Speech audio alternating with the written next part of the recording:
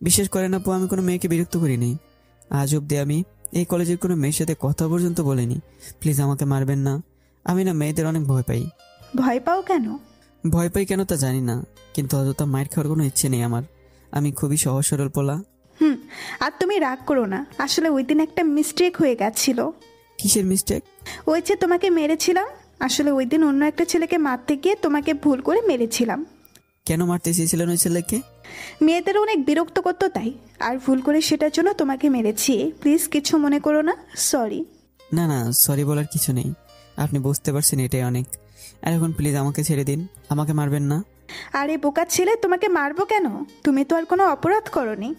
তখনই নীলাপুর হাত টান দিয়ে আমার বুকের উপর রাখলাম, আর উনি তখন বলল, এটা কি হলো? সরি আপু, রাগ করবেন না। দেখেন ভয় আমার বুকের মধ্যে কেমন দুঃখুর দুঃখুর করতেছে। প্লিজ আমাকে একটু একা থাকতে দিন, নয়তো আমি জ্ঞান হারিয়ে ফেলবো। বোকা ছেলে কোথাকার। আচ্ছা, তো ভয় পেতে হবে না, তুমি বসো, আমি গেলাম। হ্যাঁ বলে উনি চলে গেল। কেমন জানি একটু শান্তি লাগতেছে। বুঝি না মেয়েদের সামনে থাকলে এত ভয় কেন লাগে। ঠিক তখনই, এই ছেলে, ওরে আল্লাহ! ভয় পেয়ে গেলে নাকি? হুম। আচ্ছা, তোমার নামটাই তো জানা হলো না, তোমার নাম কি? জি, তো তন্ময় হাসান। বোকা ছেলে। আচ্ছা যাই তাহলে, কেমন? তারপর নীলাপু চলে গেল, আর আমি আমার মনে একটু শান্তি পেতে শুরু করলাম। কি বাঁচাটাই না বাঁচলাম। আসলে সবাই তো আমার মতো এত সহজ সরল পোলা না, তাই হয়তো আমাকে বোকা টোকা ভাবতেছে। ভাবলে ভাবুক, তাতে আমার কি। আমি মেয়েদের কোনো সাইডেও নাই। ওই দিনের মতো দিনটা কেটে গেল। রাত একটু তাড়াতাড়ি ঘুমিয়ে পড়লাম, আর সকাল সকালে ঘুম থেকে উঠলাম। তারপর ফ্রেশ হয়ে কলেজে গেলাম। কলেজ শেষ করে মাঠে শুয়ে আছি, ঠিক তখন বিকেলবেলা হঠাৎ নীলাপুর আগমন, আর উনি এসে আমাকে ডাক দিল। এই যে মিস্টার তন্ময়। জি আপু, কিছু বলবেন? ওই, তোমার আপু হলাম কিভাবে আমি? আপনি আমার সিনিয়র, তাই আপু। এই মাইয়াটা যে কেন আসে বুঝি না। আচ্ছা যাই হোক, মাঠে এভাবে শুয়ে আছো কেন? এমনিতেই। চলো আমার সাথে। কোথায়? এই তো, তোমাকে নিয়ে একটু ঘুরতে যাব। কোথায় ঘুরতে যাবেন আমাকে নিয়ে? ওই, এত কথা বলো কেন? যেতে বলছি, যাইবা। আমাকে নিয়ে আবার মারবেন না তো? না। আচ্ছা একটা কথা বলি। বলো। আমি কেন আপনার সাথে যাব? কেন যাবে মানে? এমনিতেই যাবে। না, আমি আপনার সাথে যাব না। আমি মেয়েদের সাথে থাকতে পছন্দ করি না। আপনি একা যান। ওই, তোমাকে যেতে বলছি না। আমি যাব না। কি বললি তুই? আমার মুখের উপর কথা। তোকে তো আজকে শেষই করে ফেলবো। বলে আমার কলার ধরে টান দিল। আমি তো ভয় একদম শেষ। শালার বুঝি না মেয়েদের কেন এত ভয় পাই, আর এই নীলা টিলাকেও কেন আর বেশি ভয় পাই। বাপরে, প্রথম দিনের চরের কথা এখনো মনে পড়ে আমার। কি রে, এমন চুপ হয়ে আছিস কেন? যাবি না? শুরু করব। কে বলছে যাব না? আমি তো আপনার সাথেই যাবার জন্য এই মাঠে বসে বসে ওয়েট করছিলাম। আল্লাহ, আমার এই নানির হাত থেকে বাঁচাও। তাই নাকি? তাহলে এখনই চল। তারপর আর কি করার, ইচ্ছে না থাকা সত্ত্বেও মায়ের খাওয়ার ভয়ে ওর সাথে যাওয়া শুরু করলাম। নীলাপ আমাকে ওদের ভার্সিটির ফুলের বাগানে নিয়ে গেল, আর ওখানে বসার জন্য কতগুলো বেঞ্চও আছে, ওইখানে বসলো। তারপর বলতে লাগলো, আচ্ছা তন্ময়, তোমার বাসায় কে কে আছে? আমার বাসায় কেউ নেই। কেউ নাই মানে? মানে বাসায় কেউ নেই, সবাই বেড়াতে গেছে। আরে বোকা, তোমার আব্বু আম্মু সহ তোমার কে কে আছে? আমি আর আমার আব্বু আর আম্মু। খুব ভালো। আর একটা কথা শোনো, কলেজে কোনো মেয়ের সাথেই কথা বলবা না, ভালোভাবে পড়ালেখা করবা। যদি কোনো মেয়ের সাথে লাইন মারার চেষ্টা করো তাহলে মেরে হাত পা ভেঙে ফেলবো। এই আপনি তো দেখছি অনেক বড় গুন্ডি একটা মাইয়া, খালি কথায় কথায় মারার কথা বলেন। ওই চুপ, একদম চুপ। গুন্ডির কি দেখছস? যখন মারা শুরু করবো একদম হাত পা সত্যিই ভেঙে ফেলবো। না না, আমাকে মারবেন না। মারবো না। আমি যেভাবে বলবো ঠিক এখন থেকে সেভাবেই চলবা। যদি একটু এদিক সেদিক করো তাহলে ইচ্ছে মতো মাইর খাবা। আমি কিভাবে চলবো? তোমার ফোন নাম্বার দাও, কখন কি কি করতে হবে সেটাই আমি বলে দিব, আর তুমি ওইগুলোই করবা। আচ্ছা আপু, আমাকে নিয়ে এত কিছু কেন করছেন? আরও তো অনেক ছেলে আছে, প্লিজ আমাকে নিয়ে এগুলো করবেন না। আমার মতো মাছুম বাচ্চাকে দিয়ে। ওই, কি বললি? মাছুম বাচ্চা? তুই এখনো ফিডার খাস? একদম চুপ করে থাকবি, যেটা বলবো সেটাই করবি, তা না হলে। না না, তা না হলে কিছুই না, আপনি যেভাবে বলবেন সেটাই হবে। এই তো গুড বয়। তাহলে শোন, এখন চুপ করে একদম ভদ্র ছেলের মতো বাসায় যাবে, তারপর ফ্রেশ হয়ে খাবে, আর তারপর রেস্ট নিবা। আর পরে টাইম মতো আমি ফোন দিব, ফোনটা রিসিভ করবা। যাও তাহলে। এই নাম্বারটা দাও। 017-2 20... এরপরে ওই মেয়ের কাছ থেকে বিদায় নিলাম। তারপর বাসায় এসে বাথরুমে গিয়ে চিৎকার দিয়ে কান্না করতে লাগলাম, কারণ যে বিপদে পড়ে যাইতেছি বাথরুমে গিয়ে কান্না করা ছাড়া আমার আর কোনো উপায় নাই। কথায় আছে না, প্যারা ভালো কিন্তু মেয়ে মানুষের প্যারা একদমই ভালো না। বিকেলবেলা খুব আরামে ঘুম দিচ্ছিলাম, হঠাৎই ভূমিকম্প শুরু হয়ে গেল। ভয়ে আমার পরাণ পাখি আনচান আনচান করতে লাগলো। আমি মারে বাবারে বলে এক লাফে উঠে পড়লাম। যেই দৌড় মারতে যাবো অমনি মনে পড়লো ফোনটা ভাইব্রেশন করা, আর তখনই কপালে একটা থাপ্পড় মারলাম। ফাটা কপাল আমার, হুদাই ভয় পেলাম। আর তখন হেব্বি রাগ উঠে গেল। এত সুন্দর একটা ঘুম দিতেছি আর আমার ঘুমের মধ্যে 12টা বাজাইছে। তাই ফোনটা ঢিল মাইরে নিচে রেখে দিলাম। আবারও ফোনটা কাঁপতে লাগলো। ফোন হাতে নিয়ে দেখলাম অচেনা একটা নাম্বার থেকে কল, তাই রিসিভ করলাম না। ফোনটা হঠাৎ কেটে গেল। একটু পর আবারও ফোন। বারবার ফোন আসার এক প্রকার রাগ নিয়েই ফোন রিসিভ করলাম। এই তুই কেডারে? আমার ভালো ঘুমটা নষ্ট করে দিছস। সামনে পাইলে তোরে। ওই সামনে পাইলে কি করবি? আর তোর সাহস হলো কিভাবে আমার সাথে এভাবে কথা বলার? এই রে, এই মেয়ে আবার কে? আর আমারে ফোন দিল কেন? ওই চুপ করে আসোস কেন? আর এক্ষুনি কলেজ যাই, একদম দেরি করবি না। কে গো আন্টি আপনি? ভুল করে আমার ফোন দিচ্ছেন তাই না? ভালো করে দেখেন নাম্বারটা ভুল করছেন।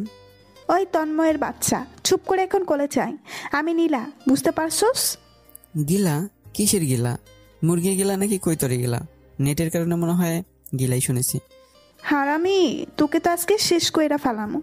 চুপ কইরা কলেজ যাই। আমি ভার্সিটির নীলা। নামটা এবার ভালো করে শুনলাম। এই তো দেখি নীলাপা আমারে কল দিছে। আল্লাহ গো, এই মেয়ে আমারে কেন তো প্যারা দিতেছে? আমার মতো সহজ সরল পর কেন ফোন দিতেছে? কেন বুঝি না আমি মেয়েদের ভয় পাই। আর এমন গন্ডিদের সামনে যেতে আমার সমস্যা হয়ে যায়। ঠিক তখনই ফোনের উপাস থেকে, কিরে কথা বলছস না কেন? 10 মিনিটের ভেতরে না আসতে পারলে তোর অবস্থা করুণ করে ফেলমো। বলে ফোনটা কেটে দিল। হায় আল্লাহ, এ মাইয়া কয় কি 10 মিনিটের ভিতরে যেতে হবে? কি আর করার, রিক্সা ছাড়াই বুলেট গতিতে দৌড় মারা শুরু করলাম। এক দৌড়ে কলেজে চলে গেলাম। গিয়ে দেখলাম নীলাপু মাঠের এক কর্নারে দাঁড়িয়ে আছে। আমি ওনার সামনে একটু ভয় নিয়ে গেলাম। আর তখনই বললাম, নীলাপু, ও নীলাপু, এই যে দেখেন আমি আইসা পড়ছি। কিন্তু কেন আপু? আপনি তো আমার থেকে 3 বছরের সিনিয়র। 1000 বছরের সিনিয়র হলেও আপু বলবি না। তাহলে আপনাকে আন্টি ডাকি? আন্টি ডাকবি? তোর সাহস কত? একদম মেরে হাত পা ভেঙে ফেলবো। তাহলে কি বলে ডাকবো? নীলা বলে ডাকবি, নাম ধরে ডাকবি। আম্মু শুনলে মারবে। ওই এখানে তোর আম্মু আসলো কোথা থেকে? আম্মু এখানে আসেনি, তবে আম্মু বলেছে বড়দের নাম যেন মুখেও না বলি, তাদেরকে সম্মান করতে বলেছে। রাখ তোর সম্মান, আমার নাম ধরেই ডাকবি, নয়তো একদম মারতে মারতে দাঁত ফেলে দিব। ঠিক আছে নীলাপু। আবার আপু বললি কেন? ও সরি আপু, আর আপু বলবো না। তুই আবার আপু বললি? আমি কি ইচ্ছে করে বলি নাকি? আস্তে আস্তে ঠিক হয়ে যাবে। প্লিজ আমাকে আর মারবেন না। আপনার মার খেয়ে আমার দাঁতগুলো এখন নড়ে। বিশেষ না হলে এই যে দেখুন, হোদাই হা করে দাঁত টানাটানি শুরু করতেছি। ওই তোর এগুলো বন্ধ কর, আর এখন আমার সাথে চল। কোথায়? জাহান নামে। এই না, আমি ওখানে যাব না, আমি ওটাকে খুব ভয় পাই। আল্লাহ, এই ছেলে যে বোকা, কিন্তু এত বোকা আগে তো জানতাম না। তুই আমার সাথেই চল। তারপর ওনার সাথে মাঠের এক কর্নার দিয়ে হাঁটতে লাগলাম। আর কলেজের এক কর্নারে ফুচকার দোকানে বসেছি। নীলাপ আমাকে নিয়ে ওখানে গেল। আর যাবার পরই বলল, কি খাইবা, ফুচকা না চটপটি? আমি কিছু খাবো না, আমি বাসায় যাবো। ওই একদম চুপ, বল কি খাবি? খালি ধমক দেন কেন? ধমক দেওয়ার কাজ করস কেন? এখন বল কি খাবি? ফুচকা খাবো, কিন্তু টাকা দিব না, কারণ টাকা আনতে মনে নাই। তোর টাকা দেওয়া লাগবো না। তখনই নীলাপু ফুচকা অর্ডার করলো। আর দুজনে ফুচকা খাওয়া শুরু করলাম। ফুচকা খাওয়ার সময় খেয়াল করলাম আপু চোখ বন্ধ করে ফুচকা খাচ্ছে। মানে ফুচকা খাওয়ার সময় চোখ বন্ধ করে ফেলে। তখন তো ওনাকে দেখতে হেভি লাগছিল। তখন মনে মনে ভাবছিলাম, এই মেয়েটা যদি আমাকে মারটা না দিয়ে আদর করতো। কিন্তু কে শুনে কার কথা? গুন্ডি কি আর ভালো হয় নাকি? ঠিক তখনই জোরে ধমক মারলো আর বললো, এরকম করে আমার দিকে তাকিয়ে আছিস কেন? তাড়াতাড়ি খা। খাচ্ছি তো। দূর, কেমনটা লাগে, খালি ধমক দেয়। ওই দিন ফুচকা খাওয়া শেষ করে বাসায় আসলাম। আর বাসায় এসে পড়তে বসলাম। রাত প্রায় 9টার মতো। ঠিক তখনই মেসেজের অ্যালার্মটা বেজে উঠলো। ফোন হাতে নিয়ে দেখলাম ওই নীলাপুর মেসেজে লেখা, অনেক রাত হইছে, এবার চুপচাপ খেতে চেও, একদমই দেরি করবা না। খেয়ে তারপর আমাকে আরেকটা মেসেজ দিবা। আর এই কথাটা না শুনলে কাল একটা মায়েরও মাটিতে পড়বে না। শালার এই মায়েরা কি পাগলা কুত্তে কামড়েছে নাকি? আমি নিজে কখন খাবো সেটা ওর বলে দিতে হবে? আমি কি জানি না কখন খেতে হবে? আর এখন খেয়ে মেসেজ না দিলেও কাল আবার মারবে। আমি এখন কোথায় যাবো? অনেক রাগ নিয়ে খেতে গেলাম। আম্মু বারবার জিজ্ঞাসা করেছে, কি রে তন্ময়, মন খারাপ কেন? আর তুই তো এত তাড়াতাড়ি খাস না। দেখো, খাই না তো কি হয়েছে? জমের পাল্লায় পড়লে সবই করতে হয়। তুমি আর দেরি করো না, খাবার দাও খামু। জমের পাল্লা মানে? তুমি এটা বুঝবা না, তাড়াতাড়ি খাবার দাও তো। তখন খাওয়া দাওয়া শেষ করে মেয়েকে মেসেজ দিলাম, আমি খেয়ে নিছি আর আপনিও খেয়ে নিন, ভালো থাকেন বাই বলেই ফোনটা ঢিল মেরে বিছানায় ফেলে দিলাম। তারপর পড়তে বসলাম। পড়া শেষ করতে করতে প্রায় 12টা বেজে গেল। আর এইদিকে চোখে তেমন ঘুম ছিল না, তাই ভাবলাম একটু ফোন নিয়ে ফেসবুক চালালে কেমন হয়, নিশ্চয়ই ভালো হবে। তাই হাতে ফোন নিয়ে নিলাম ফেসবুক চালাবো বলে। ঠিক তখনই ফোনের মধ্যে মেসেজটা বেজে উঠলো। মেসেজটা দেখতে রাগ উঠে গেল, কারণ মেসেজটা নীলা আপুর। আর যখন মেসেজটা পড়তে যাব ঠিক তখনই অনেক বড় মাপের একটা শর্ট খেলাম। মেসেজে লেখা, এই ছেলে, এত রাত করে ফেসবুক চালানোর কোনো দরকার নেই। এখন চুপচাপ লক্ষ্মী ছেলের মতো ঘুমিয়ে পড়ো, নয়তো কাল কিন্তু মায়ের খাইবা। মেসেজটা দেখে আবেগে কান্দা দিলাম। এটা কিভাবে সম্ভব? আমি মনে মনে ভাবছি ফেসবুক চালামু, সেটা কাউরেই বলিনি, কিন্তু ও কিভাবে জানলো? তখন আশেপাশে রুমের ভিতরে বাইরে খুঁজতে লাগলাম, আর রুমের ভিতর শুয়ে শুয়ে চিৎকার দিতে লাগলাম। রাতে কখন ঘুমিয়ে পড়ছে আর মনে নেই। তবে খুব সকাল উঠে দেখলাম ওই মেয়ে গুড মর্নিং এর মেসেজ পাঠিয়েছে। মেসেজটা দেখে তো হেভি রাগ উঠছে। এই দুদিন আমার জীবনটা জ্বালা পড়া, আর কয়েকদিন থাকলেই না জানি কি হয়। এই জন্যই বুঝি মানুষ বলে সব প্যারা ভালো, কিন্তু মেয়েদের প্যারা ভালো না। সকালে তৈরি হয়ে কলেজে গেলাম। কলেজ শেষ করে বাসা আসবো ঠিক তখনই এই তন্ময়, দাঁড়াও। পেছনে একটু তাকে দেখে নীলাপু, তাই ভালো করে আর তাকালাম না, সোজা হাঁটা শুরু করলাম। কিন্তু আমি ওনাকে ছেড়ে যেতে চাইলে কি হবে? উনি তো আমাকে ছাড়ছেই না। আবার পিছিয়ে পিছিয়ে ডাকতে ডাকতে একবারে সামনে এসে হাজির। আরে সে তো হেব্বি রাগি ভাব। এই তোরে ডাকতেছি না? কোথায়, কখন ডাকলেন? ওই, আমার ডাক শুনতে পাস নাই? পাইলে কি হাঁটতাম নাকি? একদম মিথ্যা বলবি না। আর এখন চল আমার সাথে। কোথায়? আমার সাথে একটু ঘুরতে যাবি। আমি যাবো না। কেন যাবি না? আম্মু না করছে, বলেছে অপরিচিত মায়াগুলোকে কোথাও যাবি না। আমি তোর অপরিচিত হারামি? চল। কি আর করার, যেতে তো হবেই। তারপর নীলাপুর সাথে ঘুরতে গেলাম। আর অনেকক্ষণ ঘোরার পর ফুচকা টুচকা খেয়ে বাসায় চলে আসলাম। এভাবেই এখন প্রতিদিন ওনাকে নিয়ে ঘুরতে যেতে হয়, ফুচকা খাওয়াতে হয়। কিন্তু মজার বিষয়, খাওয়ার বিল প্রতিদিন নীলাপুই দেয়, আমি দিতে চাইলেও দিতে দেয় না। একটা কথা বুঝি না, নীলাপু কেন আমার সাথে এমন করে। প্রতিদিন তাকে ঘুরতে নিয়ে যাওয়া, তার সাথে কথা বলা, এগুলো আমার একদমই ভালো লাগে না। কিন্তু উনি কেন এগুলো লাইক করে সেটাও জানি। আসলে উনি আমার সিনিয়র, ওনার সাথে তো আমার রিলেশনও হবে না, আর আমি কখনো রিলেশন করব না। আর আমার মনে হয় ছোট ভাই হিসেবে আমার সাথে এত কিছু করে, কেন উনি আমার থেকেও 3 বছরের সিনিয়র। এগুলো তো ওনার মাথায় থাকবে না। রিলেশন করতে চাইলে তো আর ভালো ভালো ছেলের সাথে করতে পারে, তাহলে আমার মতো ছোট ছেলের সাথে? ছিছি, এগুলো কি ভাবছি আমি? নীলাপুর সাথে রিলেশন? না, এগুলো ঠিক নয়। তন্ময়, উনি তোমার বড় আপু, এটা মাথায় রাখবা। আর উনি যদি জানতে পারে তুমি এগুলো ভাবছো, তাহলে তোমাকে মেরে কিন্তু ভূত বানিয়ে ফেলবে। এভাবে নিজের মনকে অনেক কিছু বোঝাতাম। আস্তে আস্তে প্রায় 6 মাস পার হয়ে গেছে, আর এই 6 মাস আমার জীবনটা পুরো টক দই বানিয়ে ফেলেছে। প্রতিদিন সকালে খাওয়ার সময় মেসেজ দিয়ে বলবে খেতে যেতে, দুপুরে মেসেজ দিয়ে বলবে খেতে যাও, রাতে মেসেজ দিয়ে বলবে খেতে যাও, ঘুমানোর টাইম হলে বলবে এক্ষুনি ঘুমাও, একদম দেরি করবা না। আর এগুলোর জন্য প্রতিদিন হুমকিও দিত, যদি ওর কথা না শুনি তাহলে প্রচুর পরিমাণে মারবে। কেয়ার করার, আমি তো মার খেতে চাই না, তাই নীরবে কথাগুলো মেনে চলতাম। এই তো সেদিনের একটা ঘটনা বলি। আমাদের বাসায় বিদ্যুতের সমস্যার কারণে ফোনে চার্জ দিতে পারিনি, আর ফোনটা 2 দিন বন্ধ ছিল। এর ভিতরে আবার ছিল শুক্রবারের বন্ধ, কলেজে যাওয়া হয়নি। নীলাপুর মেসেজ হয়তো দিয়ে থাকলেও আমি তার উত্তর দিতে পারিনি। কলেজে যেতে আমি একটু ভয় পেয়ে গেলাম, কারণ নীলাপু তো আমার দিকে প্রচণ্ড রাগীভাবে তাকিয়ে আছে, যেন মনে হচ্ছে এই বুঝে আমাকে চিবিয়ে খাবে। ভয়ে বুকটা ধুকবুক করতে লাগলো। মনে মনে ভাবতে লাগলাম, তন্ময় পালা, নয়তো তোরে আজকেই শেষ করে ফেলবে। যেইভাবে সেই কাজ। নীলাপু আমার দিকে আসার আগেই দিলাম উল্টো পথে ভোদর। দৌড়াতে দৌড়াতে একটা ফাঁকা জায়গায় এসে পড়লাম। আর তখন খুব গরম লাগছিল, মাথাটা নিচু করে হাঁপাতে লাগলাম। ইস, যদি একটু ঠান্ডা পানি পেতাম। ঠিক তখনই মুখের সামনে 1 বোতল পানি এসে পড়লো। আমি আর খেয়াল না করেই পানি খাওয়া শুরু করলাম। আহ, কি ঠান্ডা পানি, একদম কলেজে ঠান্ডা হয়ে গেল। পানি খাওয়ার পর মাথাটা উপরে তুললাম, আর দেখতে চাইলাম যে কে আমাকে পানি দিচ্ছে। মাথা উপরে তুলতেই ভূত। ওই হারামি, একদম চুপ, নয়তো এখনই মেরে ফেলবো। মুখ ছেড়ে দিলাম। আর আমি ভূত, তাই না? ভূতই তো, নয়তো এখানে আসলেন কিভাবে? যেভাবে খুশি আসছি। যাক, আসার কারণে খারাপ হয়নি। এত বিপদের সময় ঠান্ডা পানি খাওয়াইছেন, আপনাকে ধন্যবাদ আপু। তখনও পানি খাচ্ছি। কারণ এই মেয়েকে দেখলে এমনিতেই পানি খেতে হয়। ওরে আল্লাহ রে, ধন্যবাদ দেওয়া মারেন কেন? আমারে দেখে দৌড় মারলি কেন? আর এই কয়দিন কোথায় ছিলি? আসলে হয়েছে কি আপু, আরে এত মারেন কেন, আগে তো শোনেন। তুই আপু বলস কেন? আপু বললে আমার হেব্বি রাগ উঠে। একদমই আপু বলবি না। ঠিক আছে আপু, আর বলবো না। এরে শালার মুখ ফসকে আপু বের হয়ে গেছে। আর এত বড় মেয়েরে আপু না বলবো কি বলবো তাহলে? ওই, তুই আবার কেন আপু বললি?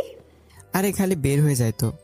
আর তার জন্য সরি, প্লিজ আর থাপ্পড় মারেন না, এমনিতে তার ব্যথা করতেছে। মারবো না? তোরে কি চুম্মা দিমো নাকি? বল, আমার মেসেজের উত্তর কেন দিস নাই? আর ফোন বন্ধ রাখছস কেন? আরে তা আমার কি দোষ? বিদ্যুৎ না থাকায় ফোনে চার্জ দিতে পারিনি, তাই ফোন অফ ছিল। আগে থাকতে ফোনের চার্জ ফিল আপ করলি না কেন? এই দেখেন, ধমক দেবেন না, আমি কিন্তু আপনার খুব ভয় পাই। তাহলে সত্যি কথা বল, নয়তো একটা মাইরও মাটিতে পড়বো না। আরে সত্যি কথাই তো বলতেছি, বিদ্যুৎ ছিল না। আর আমি তো জানতাম না যে পরে আর বিদ্যুৎ আসবে না। জানলে কি আর এমন একটা বিপদ ডেকে আনতাম নাকি? তুই জানোস, কালকে আমি তোর সাথে ঘুরতে যাব বলে কত ওয়েট করেছি। তোকে নিয়ে অনেক ইচ্ছা ছিল কাল সারা দিন ঘুরবো, কিন্তু সেটা আর হলো না। আরে আপনি কি বোকা নাকি? আমাকে নিয়ে কেন ঘুরতে যাবেন? দেশে কি আর কেউ নাই? আর হ্যাঁ, আপনার সাথে আর কখনো ঘুরতে যাব না, আর আপনার সাথে কথা বলবো না। ওই কি বললি তুই? আমার সাথে কথা বলবি না মানে? মানে কথা বলবো না। একদম মেরে ফেলবো কিন্তু। আইসে, আমি আর আপনার প্যারা নিব না। আমি মায়ের সাথে আর করবো না। তুই ঘুরবি না, তোর বাপ ঘুরবে। ওই হাসোস কেন? আপনার ফোনটা একটু দেওয়া যাবে? কেন? না মানে আমার আব্বুকে একটু ফোন দিব। ওই তোর আব্বুকে কেন ফোন দিবি? ওই যে বললেন না, আমি ঘুরতে না গেলে আমার আব্বু ঘুরতে যাবে, তাই ভাবছিলাম কি আব্বুকে ফোন দেখে আসতে বলি, আর আপনি তার সাথেই ঘুরতে যাবেন। একদম দাঁত ফেলে দিব। আপনি নিজেই তো বলছেন। আর আপনি পচা, কথায় কথায় খালি মারেন। উল্টাপাল্টা কথা বললে কি চুমামো নাকি? চল এখন আমার সাথে। কোথায়? একটু মার্কেটে যাব। না আমি যাব না। তুই যাবি, তোর ঘাড় সহ যাবে। এক প্রকার জোর করে নিয়ে যাচ্ছে। ঠিক তখনই সামনে দেখতে পেলাম কয়েকজন ছেলেকে হেভি মারছে। মারার স্টাইল দেখে আমি ভয় পেয়ে পালাতে যাব, ঠিক তখন নীলাপু বলল, ওই তুই কই যাস? দেখেন ছেলেগুলোকে কত জোরে জোরে মারছে। ওরে বাবারে, এভাবে কি মারে নাকি? ওরা দোষ করেছে তাই মার খাচ্ছে। আপনি কিভাবে জানেন ওরা দোষ করছে? যাদেরকে মারতেছে তারা এলাকার মেয়েদের অনেক ডিস্টার্ব করে। তাদের জন্য ভালো করে মেয়েরা কলেজেও আসতে পারে না। অনেকবার বলার পরেও এমন করছে, তাই তাদেরকে একটু সাহায্য করা হচ্ছে। আপনি কিভাবে এত কিছু জানেন? হারে বোকা, যারা ছেলেগুলোকে মারছে তারা আমার বড় ভাই। কি বলে জ্ঞান হারিয়ে ফেললাম, মাটিতে শুয়ে পড়লাম। কিছুক্ষণ পর জ্ঞান ফিরলো, আর জ্ঞান ফিরতেই, এই তন্ময়, কি হয়েছে তোমার? তুমি ঠিক আছো তো? ও ওরা আপনার ভাই? ওরা আমাকে মারবে না তো? দোষ করলে মারতেও পারে। কি বলে আবার জ্ঞান হারালাম। বাবারে, যেই মায়ের স্টাইল একদিন খেলে 14 বছরে ভুলবো না। আর এমন গুন্ডাদের বোনের সাথে তো সারাদিন কথা বলতে হয়। বাইরে ভাই, যে বড় মাপের গুন্ডা, বোন তো তেমনই হবে। এই তন্ময়, তন্ময়। অনেকক্ষণ পর জ্ঞান ফিরল, আর তখন শুধু আহ উহ করতে লাগলাম। আমাকে এমন দেখে নীলাপু ভয় পেয়ে গেল। এই তন্ময়, তোমার কি হয়েছে? পানি। দাঁড়াও, আমি পানি আনছি। বলে নীলাপুর ভাইদের ডাক দিল, আরেকজন পানি আনলো। ওর ভাইদের দেখে আমার হাত পা মাঘ মাসের শীতের মতো কাঁপতে লাগলো। বাপরে, কি হাতির মতো শরীর, কষায়ের মতো হাত। আমাকে একটা দিলে আমি ওখানেই শেষ। আমার মুখে পানি দিল, নীলাপু আমাকে পানি খাওয়াচ্ছে। আমি একদম বোবার মতো হয়ে গেলাম। অনেকক্ষণ পর সব কিছু ঠিক হলে আমি উঠে দাঁড়ালাম। ঠিক তখনই নীলার ভাইয়ারা বলল, নীলা, এই ছেলে কে? ভাইয়া, আমার ফ্রেন্ড। এই ছেলে তো দেখেছি তোর থেকেও ছোট, তো তোর ফ্রেন্ড হলো কিভাবে? আরে ভাইয়া, ও আমার বান্ধবীর ছোট ভাই, আর আজকে আমার বান্ধবীর জন্মদিন তো, তাই ও আর আসেনি। ওর ভাইয়ার সাথে আমাকে যেতে বলছে, তাই ওর সাথেই যাচ্ছি। যাচ্ছিস ভালো কথা, উল্টা পাল্টা যেন কিছু না হয়। আর এই ছেলে? জি জি জি ভাইয়া। একটু আগে কিছু দেখছো? হুম ভেরি গুড। আমার বোনের সাথে বিন্দু পরিমাণও বিয়াদবি করলে তোমার অবস্থা এমনিই হবে। বলে ওরা চলে গেল। আর আমার বুকে তখন সাউন্ড বক্সের মতো ধুক ধুক করতে লাগলো। এ কোন বিপদে পড়লাম আমি। তখনই নীলাপু বলল, তন্ময়, আমার ভাইয়াদের দেখছো? এগুলো ভাই না কসাই? ওই একদম চুপ, বেশি কথা বললে কিন্তু ভাইয়াকে ডাক দিব। এই না না, আমি কখন কসাই বললাম? ওটা তো খুব ভালো। আপনার ভাইয়াগুলো একদম মনের মতো। আমার ভাইয়ারা পৃথিবীর শ্রেষ্ঠ ভাইয়া। পৃথিবীর শ্রেষ্ঠ গুণটা মনে হয় আপনার ভাইয়েরাই। এই চলো এবার। কোথায়? আমার সাথে। কি আর করার, এরকম মেয়ের সাথে না গিয়ে কোনো উপায় নেই, না গেলেও সমস্যা। নীলাপ ওই দিন আমাকে মার্কেটে নিয়ে গেল, উনি কিছু শপিং করলো, আর হঠাৎ একটা দোকানে নিয়ে গেল, ব্লু কালারের একটা টি শার্ট আমাকে দেখালো। দেখো তো তন্ময়, এটা কেমন? অনেক সুন্দর। পছন্দ হয়েছে? না। কেন? এইমাত্র না বললে তোমার পছন্দ হয়েছে? আমার পছন্দ দিয়ে কি করবেন? আরে বোকা, তোমার জন্যই তো কিনবো। না, একদমই দরকার নেই, আমি আপনাদের কিছু নেব না। নিলে ভালো, আর না নিলে আরও ভালো, কিন্তু সেই ভালো তোমার জন্য না, তাহলে কার জন্য? আমার ভাইয়াদের জন্য। এখানে ভাই আসলো কেন? এই যে তুমি না নিলে ভাইয়ের কাছে একটা মিথ্যা বলবো, তারপর তারা নতুন কাউকে পেটানোর জন্য পেয়ে যাবে। মানে? মানে তোমাকে ওরা। এই না না, আমি নেব। এই তো গুড বয়। কি আর করার, ফান্দে পড়ে গেলে যা হয় আর কি। ওই দিন আমাকে নীলাপু শপিং করে দিল, তারপর 2টা পাওয়ার ব্যাংক আর ফোনের ব্যাটারি কিনে দিল। আর এগুলো কেনার সময় বললাম, এগুলো কেন কিনছেন? তোমার জন্য। আমি এগুলো দিয়ে কি করব? এগুলো আগে থেকেই সবসময় চার্জ দিয়ে রাখবা, যখন কোনো কারণে বিদ্যুৎ থাকবে না তখন এগুলো ইউজ করবা, কিন্তু তারপরেও যেন ফোন বন্ধ না থাকে। ওরে আল্লাহ, তাই বলে কি এগুলো? আর এগুলোর পরেও যদি ফোন বন্ধ থাকে তাহলে তোমার অবস্থা কি হবে বোঝোই তো। খালি হুমকি দেন কেন? চুপ, এবার এগুলো নিয়ে বাসায় যাও। সেদিনের মতো বাসায় চলে আসলাম। বুঝি না তো বড় মেয়ে এমন পাগল হয় কেমনে। আমি সবসময় শুনি ছেলেদের কাছ থেকে নাকি মেয়েরা সবসময় টাকা নেয়, টাকা নষ্ট করে, কিন্তু আমার বেলা তো দেখছি উল্টো, আমাকে উল্টো জোর করে সব দিয়ে দেয়। এমন পাগল মেয়ে যুগে হয় নাকি? আর এমন বড় মেয়ে যদি সেটা করে তাহলে তো অবাক লাগেই। ভাবতে ভাবতে রাত হয়ে গেল, তারপরে ভাবনা শেষ হয় না। এভাবেই দেখতে দেখতে কেটে গেল 1 বছর। যতদিন যাচ্ছে নীলাপু তত আমাকে বিরক্ত করছে। সারাক্ষণ খেলে আমি কি করছি, খাইছি কিনা, কখন খাইলাম, কখন গোসল করছি, কখন ঘুম থেকে উঠছি, কখন ঘুমাচ্ছি, সবকিছু জিজ্ঞাসা করে। আর যদি খাওয়া দাওয়ার পড়াশোনা একটু অনিয়ম হয়, ওরে আল্লাহ, তখন যে কি পরিমাণ ঝাড়ি খেতে হয় আল্লাহ ভালো জানে। অসহ্য লাগে এসব। ওনার এগুলো কেন জানে আমার একদম ভালো লাগে না, সবকিছু কেমন বিরক্ত লাগে। কিন্তু ছোট একটা ছেলের জন্য এমন একজন বড় মেয়ে কেন এরকম করে বুঝি না। আর নীলাপু দেখতেও কিন্তু হেভি সুন্দর। কলেজের ভার্সিটি সব ছেলেরাই ক্রাশ খায় নীলাপুকে দেখে। নীলাপু ছেলে কত সুন্দর সুন্দর ছেলের সাথে সময় কাটাতে পারে, কিন্তু কেন আমার মতো একটা ছোট ছেলের সাথে সবসময় থাকতে চায়? কেন আমাকে তো কেয়ার করে, আর কেন এবার তো অধিকার খাটাই বুঝি না। ভাবলেই কেমন অবাক লাগে। পরের দিন বন্ধুরা মিলে আড্ডা দিচ্ছিলাম, ঠিক তখনই ওর ফোন। রাগ উঠে গেল, যেখানে যে খেলে প্যারা, বন্ধুদের সাথে ভালো করে আড্ডা দিতে পারি না, তাই ফোন রিসিভ করলাম না। কয়েকবার বাজার পরে জয় বলে উঠলো, কিরে মামা, ফোন ধর। না রে মামা, ফোন ধরবো না। কেন? কে ফোন দিচ্ছে? আরে বলিস না, ভার্সিটির নীলাপু জ্বালায় আর ভালো লাগে না। খাইতে গেলে মেসেজ, বইতে গেলে মেসেজ, কখন কি করছি সারাদিন খোঁজ খবর নেয়। কস কি এই মেয়ে তোরে এত ভালোবাসে? ভালোবাসে না ছাই, এতবারে কি ভালো লাগে নাকি? ধুর শালা, হয়তো নীলা আপু তোরে অনেক ভালোবাসে রে, যার কারণেই তোরে এত কেয়ার করে। ইস, যদি এমন একজনকে পাইতাম। ওই শালা দুনিয়া রিলেশন করছো? করলেই কি রে ভাই, সারাদিন ফোন দিলেও রিসিভ করে না, মেসেজ দিলেও ঠিকমতো রিপ্লাই দেয় না, আমার একটুও কেয়ার করে না। উল্টো আমি সারাদিন কেয়ার করি, তারপরও তেমন ভালোবাসে না রে। আসলে তন্ময়, নীলা আপু তোরে অনেক ভালোবাসে। তুই শালা, তুই তো দেখছি ওর কথাই বলছস। কিরে, ওর কাছ থেকে কোনো কমিশন পাইছিস নাকি? না রে তন্ময়, কমিশন দিয়ে ভালোবাসা হয় না, তুই এটা বুঝবি না। তুই তো আর কাউকে ভালোবাসিস না, কি করে বুঝবি? একটা মেয়ে এতদিন ধরে তোকে এত কেয়ার করে, আর তুই কি না সেটা বিরক্ত ভাবছিস? আরে ভাই, মানলাম ও আমাকে ভালোবাসে, কিন্তু তুই দেখছস ও আমার থেকে 3 বছরের বড়, আর বড় মেয়ের সাথে রিলেশন। ও তো আমার বড় অপর মতো, তাই না? দেখ তন্ময়, তোকে আসলেই বোঝানো যাবে না। আসলে ভালোবাসা কখনো বড় ছোট দিয়ে হয় না, মন থেকে হয়ে যায়। কখনো ছোট বড় তফাৎ ভালোবাসায় আসে না রে। মানলাম, কিন্তু ও আমার থেকে অনেক বড় লোক, আর আমি গ্রামের একটা দরিদ্র পরিবারের ছেলে, বুঝতে পারছিস?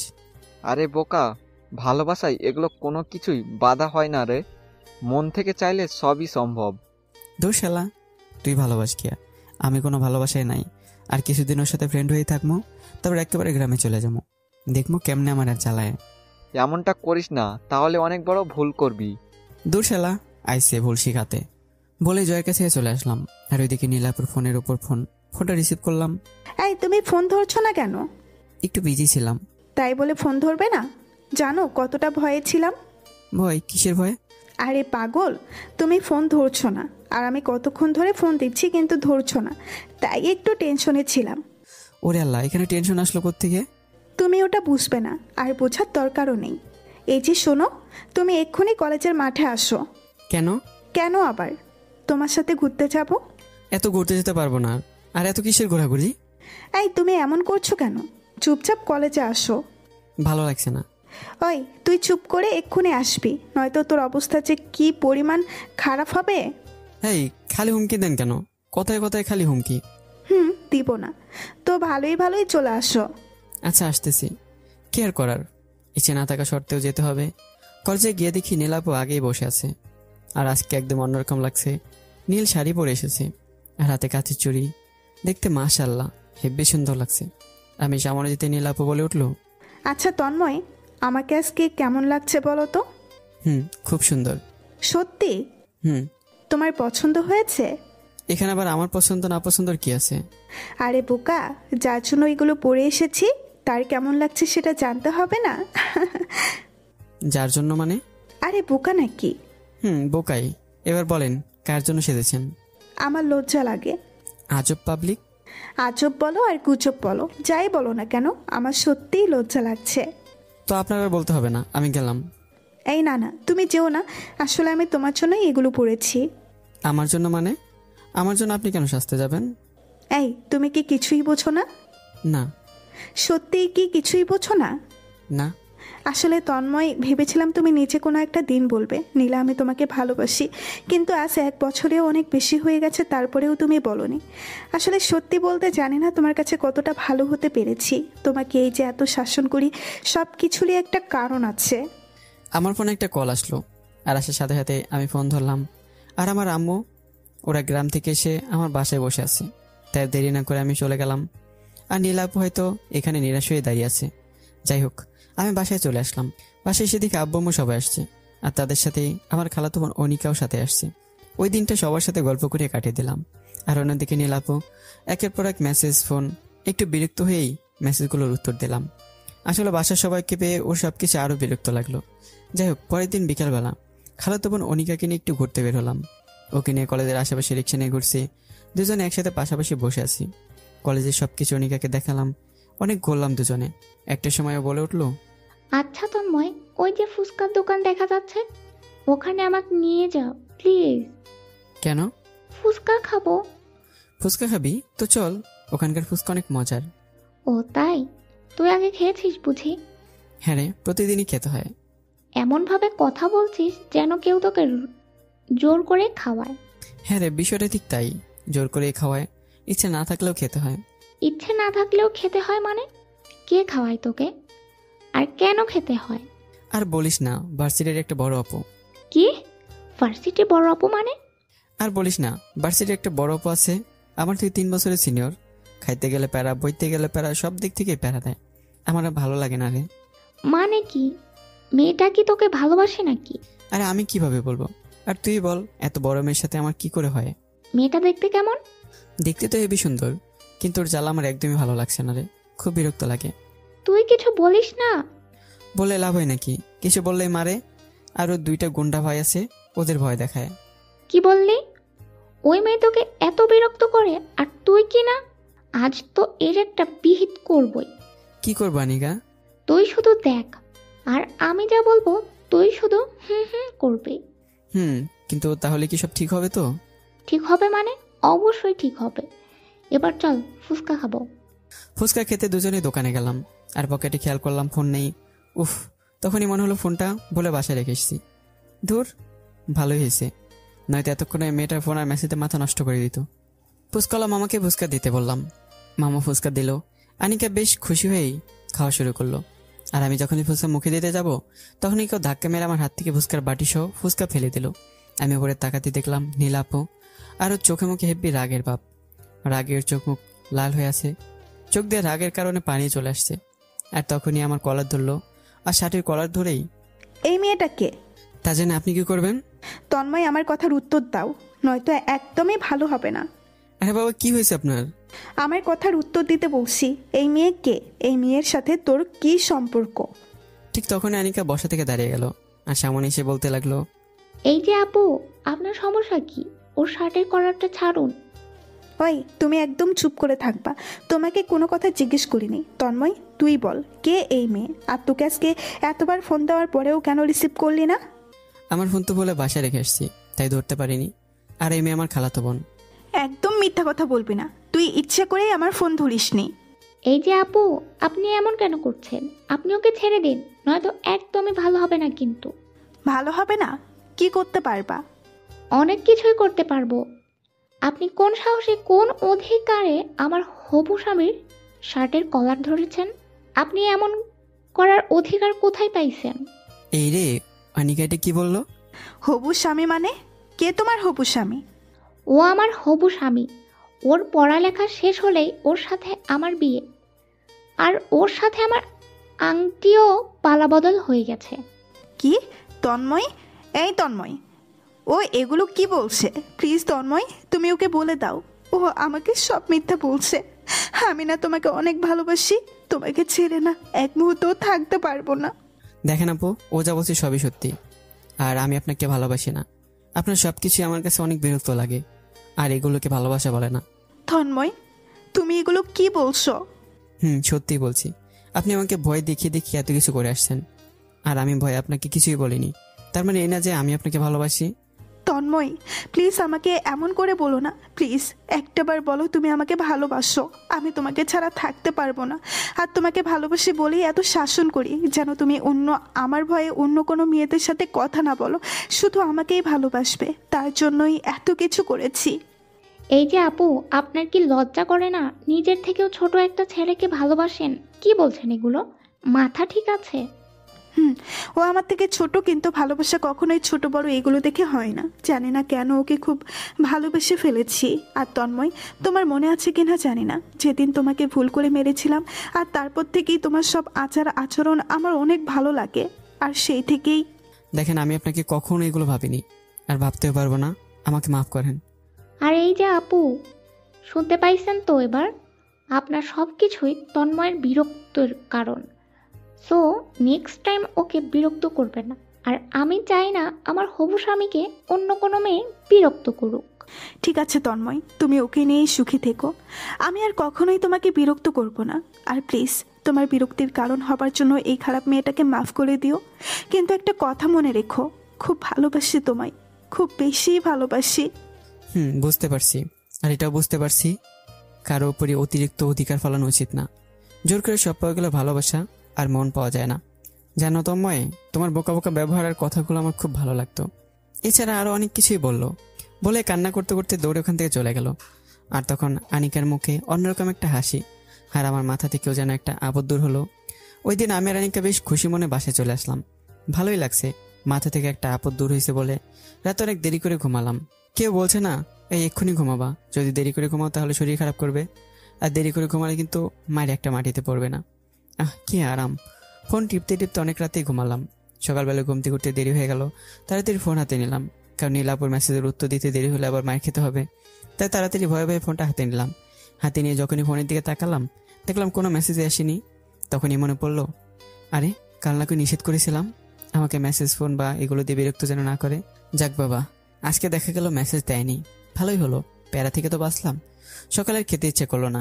ওই মেয়েটার জন্য প্রতিদিন সকালে খেয়েও মেসেজ দিতে হয়, আর আজকে আমি স্বাধীন। দুপুরের দিকে অনিকের সাথে অনেকক্ষণ মজা করলাম। নীলাপুকে নিয়ে অনেক হাসাহাসি করলাম। মেয়েটা কত বড় পাগল। পাগল যদি নাই হতো তাহলে কি নিজের থেকে ছোট ছেলেকে ভালোবাসে নাকি? আর এই মেয়ে দেখতেও কত সুন্দর, আর কত বড় লোক, আর কেমন পাগলের মতো আমার পিছে ঘুরে। যাক, এখন থেকে ঘোরা বন্ধ। এভাবে 2 দিন কেটে গেল, কিন্তু এখন আর নীলাপুর মেসেজ একেবারে আসে না। আর আনিকা, বাবা মা সবাই গ্রামে চলে গেল। আমি আবার আমার মতো করে কলেজে যাওয়া শুরু করলাম। কলেজে যেতে হঠাৎ নীলাপুর ডাক শুনতে পেলাম। আর নীলাপুর প্রতিদিন যেখানে আমার জন্য অপেক্ষা করে সেখানেই তাকালাম, কিন্তু ওনাকে দেখলাম না। তাহলে কে ডাক দিল? তখনই বুঝতে পারলাম এটা হয়তো আমার মনের ভুল। প্রতিদিন কলেজ আসলে নীলাপুর ডাক দেয়, তো তাই হয়তো অভ্যাস হয়ে গেছে, তাই হয়তো এমন শুনতে পাইছি। কলেজে গেলাম, ক্লাস শেষ করে বাসায় আসবো, ঠিক তখনই মনে হলো নীলাপুর ডাক দিয়ে বলছে, এই তন্ময়, আজকে কিন্তু দুজনে একসাথে অনেকক্ষণ ঘুরবো, আর দুজনে অনেকগুলো ফুচকা খাবো, আর দেখবো কে বেশি খেতে পারে। পিছনে তাকালাম, কিন্তু নীলাপুকে দেখতে পেলাম না। তখনই মাথায় একটা আস্তে করে থাপ্পড় মারলাম। নিজেকে নিজে বলতে লাগলাম, আরে বোকা তন্ময়, তুই কেন ওর কথা ভাবছিস? ও তো তোকে আর বিরক্ত করে না, আর ও তো তোর সামনে আসবে না। তাহলে তাকে নিয়ে ফুচকা খেতে যাবে কেন? তখনই আস্তে আস্তে বাসা থেকে হাঁটতে লাগলাম, কিন্তু কেন জানি মনটা পড়ে আছে কলেজের সেই জায়গায় যেখানে নীলাপু আমার জন্য অপেক্ষা করত। বাসায় আসলাম, চুপচাপ শুয়ে আছি, আর বারবারই নীলাপুর মুখটা কল্পনায় ভেসে আসছিল। ভাবতে ভাবতে যে কখন ঘুমিয়ে পড়লাম বুঝতে পারলাম না। হঠাৎই দেখলাম নীলাপু আমাকে ডাকছে, আর হঠাৎই খুব কান্না করছে। ওনাকে কান্না করতে দেখে কেন জানি আমার খুব খারাপ লাগছিল। ওনার সামনে গিয়ে জিজ্ঞাসা করলাম, এই যে নীলাপু, আপনি কান্না করছেন কেন? চুপ করে আছে, কোনো কথা বলছে না, শুধু কান্না করেই যাচ্ছে। কি হলো, কান্না করছেন কেন? তন্ময়, আমি না তোকে ছাড়া থাকতে পারবো না রে। খুব কষ্ট হচ্ছে আমার, নিঃশ্বাস নিতেও অসহ্য কষ্ট লাগে, দম বন্ধ হয়ে আসে রে। প্লিজ আমাকে না ছেড়ে কোথাও যাস না, মরে যাবো আমি। খুব ভালোবাসি রে তোকে, খুব ভালোবাসি। ওনার কান্নার শব্দ শুনে আমি চিৎকার মেরে বললাম, আমাকে বিরক্ত করবেন না, আমি আপনাকে বিরক্ত ফিল করি। চিৎকার করে লাফ দিয়ে উঠলাম, আর তখনই দেখলাম আমি রুমে আছি। তখন বুঝতে পারলাম আমি এতক্ষণ স্বপ্ন দেখছিলাম। আর ঘুম থেকে জাগার পরে শুধু নীলাপুর এই কান্নারত মুখখানে বেশি আসছে, শুধু বারবারই নীলাপুর কান্নারত কণ্ঠের কথাটাই মনে পড়ছে। তন্ময়, আমাকে ছেড়ে কোথাও যাস নে, খুব ভালোবাসি রে তোকে, খুব ভালোবাসি। অনেক চেষ্টা করতে লাগলাম এগুলো ভোলার জন্য, কিন্তু কিছুতে ওনার কথাগুলো বলতে পারছিলাম না। খুব মনে পড়ছিল ওনাকে। 3-4 দিন কেটে গেছে, অথচ এখন আর কেউ শাসন করার জন্য মেসেজ বা ফোনও দেয় না। ওর মেসেজগুলোর কথা ভাবছিলাম, আর ভাবছিলাম, ইস, এখন যদি একটা মেসেজ দিয়ে বলতো, এই ছেলে, তুমি দুপুরে না খেয়ে কেন ঘুমাইছো? এমন করলে কিন্তু একটা মায়েরা মাটিতে পড়বে না। এগুলো ভাবছিলাম, ঠিক তখনই নিজের অজান্তে চোখ দিয়ে পানি বের হচ্ছিল, যেন চোখের রাজ্যে অনেক মেঘ জমেছে আর আপনা আপনি সেগুলো বর্ষণ করছে। ঠিক তখনই ফোনের মেসেজের টোনটা বেজে উঠল। খুশিতে লাফিয়ে তাড়াতাড়ি ফোনটা হাতে নিলাম, কিন্তু ফোন হাতে নিয়ে নিরাশ হয়ে গেলাম, কারণ মেসেজটা ভেবেছিলাম নীলা করেছে, কিন্তু মেসেজটা আসলে না, জিপি সিমের অফিস থেকে মেসেজটা আসছে। সেদিন বিকেলবেলা অনেক কষ্টে ওকে বলে থাকলেও রাতের বেলা কোনোভাবে আর থাকতে পারিনি। খুব মনে পড়ছিল, খুব মিস করেছিলাম ওকে। যত একা থাকছি ততই থেকে খুব মনে পড়ছে। নিজেকে আর কন্ট্রোল করতে পারলাম না। নীলাপুকে আমার ফোন দিতেই হবে, তাই তখন ওনাকে ফোন দিলাম, কিন্তু অবাক করে বেশি হলো, তখন ফোন বন্ধ। অনেকবার ফোন দিলাম, কিন্তু বারবারই একটা শব্দই আসছে, এই মুহূর্তে আপনার কাঙ্ক্ষিত নাম্বারে সংযুক্ত সম্ভব হচ্ছে না। বারবার একই শব্দ শুনে হেব্বি রাগ উঠে গেল। কোনোভাবেই ফোন অন পেলাম না। রাতের বেলা নিরাশ হয়ে না খেয়েই চুপ করে ঘুমিয়ে পড়লাম। হঠাৎ কারো হাত আমার কপালে স্পর্শ করলো, মাথা তুলতে দেখলাম নীলাপু। তখন নীলাপু বলতে লাগলো, এই পাগল, তুমি না খেয়ে ঘুমিয়ে আছো কেন? তোমাকে না বলছি কখনো না খেয়ে ঘুমাবে না? তুমি কি জানো না তুমি না খেয়ে থাকলে আমার খুব কষ্ট হয়? আচ্ছা নীলাপু, তুমি কি সত্যি আমাকে অনেক ভালোবাসো? রে পাগল, তোমাকে অনেক ভালোবাসি। আচ্ছা, তুমি তো আমার অনেক বড়, তাহলে কি ভালোবাসা যায়? কেন চায় না? আমাদের নবী সাল্লাল্লাহু আলাইহিসসালাম ও কিন্তু ওনার থেকে বড় নারীকে বিয়ে করেছিলেন, আর আমি তো তোমার থেকে বেশি বড় না। তুমি কি পারবে না আমাকে বিয়ে করতে? হ্যাঁ পারবো, কিন্তু আমাকে কিন্তু তাহলে অনেক ভালোবাসতে হবে। আমি আমার পাগলটাকে অনেক ভালোবাসি, অনেক বেশি ভালোবাসি। বলে নীলাপু আমাকে খুব শক্ত করে জড়িয়ে ধরলো, আর আমি তখন কেমন যেন কেঁপে উঠলাম। আর একটু পরেই হঠাৎ নীলাপু কান্না করতে লাগলো, আর আমাকে ছেড়ে চলে যেতে লাগলো। এই নীলাপু, তুমি কান্না করছো কেন? আর আমার থেকে কেন দূরে সরে যাচ্ছ? তন্ময়, তুমি নিজেই তো আমাকে সহ্য করতে পারো না। আমার সব কিছুই তোমার বিরক্তির কারণ, আর আমি না তোমাকে বিরক্ত করে থাকতে পারবো না। ভালো থেকো, অনেক ভালো থেকো, খুব ভালোবাসি তোমাকে, তাই তোমাকে বিরক্ত করতে চাই না। বলে নীলাপু কান্না করতে করতে দূরে কোথাও হারিয়ে গেল। আমি তখন চিৎকার করে কান্না করতে করতে নীলাকে ডাকছিলাম, কিন্তু আমার কোনো কথাই শুনলো না। উনি চলে যাওয়ার সময় খুব কষ্ট হচ্ছিল, বুকের ভিতর এক প্রকার ব্যথা অনুভব করতে লাগলাম। একটা সময় খুব জোরে চিৎকার দিয়ে নীলা বলে ডাক দিলাম, আর তখনই খেয়াল করলাম আমি ঘুম থেকে জেগে গেছি। তার মানে এতক্ষণও স্বপ্ন দেখছিলাম, কিন্তু স্বপ্নটা ভাঙার পর নীলাপুর জন্য যে বুকটা এত খাকা করবে বুঝতে পারছিলাম না। শুধু নীলাপুর কথাই মনে পড়ছে, আর ভাবতে লাগলাম এটা আমি কি করলাম। ওর মতো একটা মেয়েকে আমি এভাবে কষ্ট দিলাম। একটা মেয়ে আমাকে কতটা ভালোবাসতো, আর আমি কিনা তাকে এতটা অবহেলা করতাম। মাত্র কয়েকটা দিনই বুঝে গেলাম আমার পৃথিবী জুড়ে নীলার জন্য কতটা জায়গা জুড়ে আছে। আসলে একটা কথাই সত্যি, দাঁত থাকলে যেমন মানুষ দাঁতের মর্ম বোঝে না, ঠিক আপন মানুষ কাছে থাকলে তার মর্ম সেই মানুষ ততক্ষণ বোঝে না, যতক্ষণ পর্যন্ত না সে দূরে হারিয়ে যায়। রাতে আর কোনোভাবেই ঘুমাতে পারছিলাম না, বারবার ফোন দিচ্ছিলাম, কিন্তু ফোন বন্ধ। তখনই চিৎকার করে বলতে ইচ্ছা করছিল, নীলাপু প্লিজ তুমি ফোনটা অন করো, তোমার শাসনগুলো বড্ড বেশি মিস করছি, প্লিজ তুমি সব কিছু ভুলে ফিরে এসো। সে রাতে আর কোনোভাবেই ঘুমাতে পারলাম না, অনেক কান্নাকাটি করেছিলাম, কিন্তু তারপরে বুকের কষ্ট একটু কমছে না। চোখের পানিগুলো আমাকে বুঝিয়ে দিচ্ছে কাউকে অবহেলা করা যন্ত্রণা কতটা কষ্টের। এভাবে আরও 2-3 দিন কেটে গেল। যত সময় যাচ্ছে তত আমার বুকে শুধু নীলার জন্য খাই করছে, কোনোভাবেই নিজেকে ঠিক রাখতে পারছিলাম না। আমি বুঝতে পারলাম ওকে স্যার আমি ভালোভাবে থাকতে পারবো না, যেভাবেই হোক ওকে ফিরিয়ে নিয়ে আসতে হবে। তাই দেরি না করেই ওই দিন সকালবেলায় বাসা থেকে বের হয়ে গেলাম। ওদের বাসার কাছে গেলাম, কিন্তু বাসার ভিতরে যাবার সাহস পেলাম না। তাই বাসার বাইরে দাঁড়িয়ে রইলাম আর উকি মারতে লাগলাম নীলাকে দেখা যায় কিনা। সকাল করিয়ে দুপুর, দুপুর করিয়ে বিকেল হয়ে গেল, কিন্তু ওর কোনো দেখাই মিলছে না। আর এদিকে বুকটা কেমন খাকা করছে। ওর সাথে যেভাবে হোক দেখা করতে হবে। ওই দিন একবার মনে হয় জানালার কাছে এসেছিল, আমি ডাক দিয়েছিলাম, হয়তো শুনেছে, হয়তো বা শুনেইনি। আমার ডাক হয়তো ওর কানে অব্দি পৌঁছায়নি। সন্ধ্যার দিকে ওর বড় ভাইয়া আমাকে ওর বাসার সামনে দেখে ফেলে আর দেখে জিজ্ঞাসা করে, এই ছেলে এই দিকে কি, আর এমন উকি মারছো কেন? হুম হুম আসলে ভাইয়া নীলাপুর সাথে একটু কথা ছিল। নীলা আপু কারোর সাথে কথা বলবে না, তুমি চলে যাও। আর হ্যাঁ, আমাদের বাসার আশেপাশে ছেলে দেখলে তাদের অবস্থা অনেক খারাপ করে ফেলি। তুমি ছোট, তাই তোমাকে কিছু বললাম না, কিন্তু নেক্সট টাইম যেন আর না দেখি, তাহলে কিন্তু অবস্থা অনেক খারাপ হয়ে যাবেই। জানি না কেন ওর ভাইয়ারা এমন, আমার সাথে কেন এভাবে কথা বলছে, কিন্তু আমি তখন শুধু মাথা নেড়ে হ্যাঁ সম্মতি জানালাম। ওই দিন বাসায় এসে পড়লাম, কিন্তু রাতে কোনোভাবে ঘুম আসছিল না। কেন জানি মনে হচ্ছে নীলা খুব কষ্টে আছে আর আমাকে তার কাছে যেভাবে হোক যেতে হবে। তাই আমি আবারও রাতের বেলায় ওদের বাসার উদ্দেশ্যে রওনা দিলাম। কয়েকদিন ধরেই তেমন খাওয়া দাওয়া নেই, তাই শরীরটা প্রচুর দুর্বল লাগছে। প্রায় 20 মিনিট হাঁটার পর ওদের বাসার সামনে গেলাম। বাসার গেট তখন বন্ধ, কিন্তু আমাকে তোর সাথে দেখা করতেই হবে। রাত আনুমানিক তখন 2টা। জানি না কোত্থেকে তো সাহস পাচ্ছিলাম, যে ছেলেটা সামান্য কুকুরেও ভয়ে আর রাতের বেলা বাসা থেকে বেরিয়ে হয় না, আর সেই ছেলেটা আজ এত রাতে আরেকজনের বাসায় চোরের মতো ঢুকছে। আসলে আমিও বুঝতে পারলাম নীলাকে আমি খুব ভালোবেসে ফেলেছি। ওর শূন্যতা আমাকে বুঝিয়ে দিয়েছে ভালোবাসার মানে কি। যাই হোক, অনেক সাহসের আর ভালোবাসার বলেই আমি এত রাত ওদের বাসায় চলে গেলাম। বাসার পিছনের দেয়াল টপকে পাইপ দিয়ে উপরে ওঠা শুরু করলাম। অনেক কষ্ট হচ্ছিল উপরে উঠতে, প্রায় অনেক উঁচুতে উঠে গেলাম। ওখান থেকে পড়লে আমি শেষ হয়ে যাব। তারপর নিজের কথা একবারে মনে পড়ছে না, শুধু মাথায় একটা কথাই ঘুরপাক খাচ্ছে, নীলার সাথে আমাকে দেখা করতেই হবে। আস্তে আস্তে 4 তলা উঠে পড়লাম, আর তখনই নীলাপুর ব্যালকনি দিয়ে ও রুমের জানালার সামনে চলে গেলাম। আর জানালাটা খোলাই ছিল, আর জানালা দিয়ে তাকানোর পর যা দেখলাম তা দেখার জন্য আমি মোটেই প্রস্তুত ছিলাম না। একদম অবাক হয়ে গেলাম। বুকটা তখন ধুকধুক করছিল আর শরীরটা প্রচুর পরিমাণে কাঁপতে লাগলো। নিজের শরীরটা একদম নিথরে আসছিল, কারণ জানালা দিয়ে স্পষ্টভাবে দেখতে পেলাম নীলা আপু শরীরে স্যালাইন লাগানো অবস্থায় বেডে শুয়ে আছে। আর বাতির আলোয় খুব ভালোভাবে বোঝা যাচ্ছে ওর মুখটা একদম শুকিয়ে গেছে, দেখতে কেমন জানি কালো হয়ে গেছে, যেন চোখ দুটো খুলির ভিতরে চলে গেছে। নীলাপুর এমন অবস্থা দেখে নিজেকে কোনোভাবেই ঠিক রাখতে পারছিলাম না। চোখ দিয়ে আপনা আপনি পানি বেরোতে লাগলো। বারবারই ভাবতে লাগলাম, আমার জন্য উনি এমন করেনি তো? যদি আমার জন্য উনি এমন করে থাকে, যদি আমার জন্য উনি নিজেকে কষ্ট দিয়ে থাকে। কতগুলো ভাবতে ভাবতেই 2 চোখ ভরে বৃষ্টির মতো পানি পড়তে লাগলো। আমি জানালা দিয়ে ওর দিকে একটানা চেয়ে রইলাম, আর আমার চোখ দিয়েও তখন প্রচুর পরিমাণে বৃষ্টি ঝরছিল।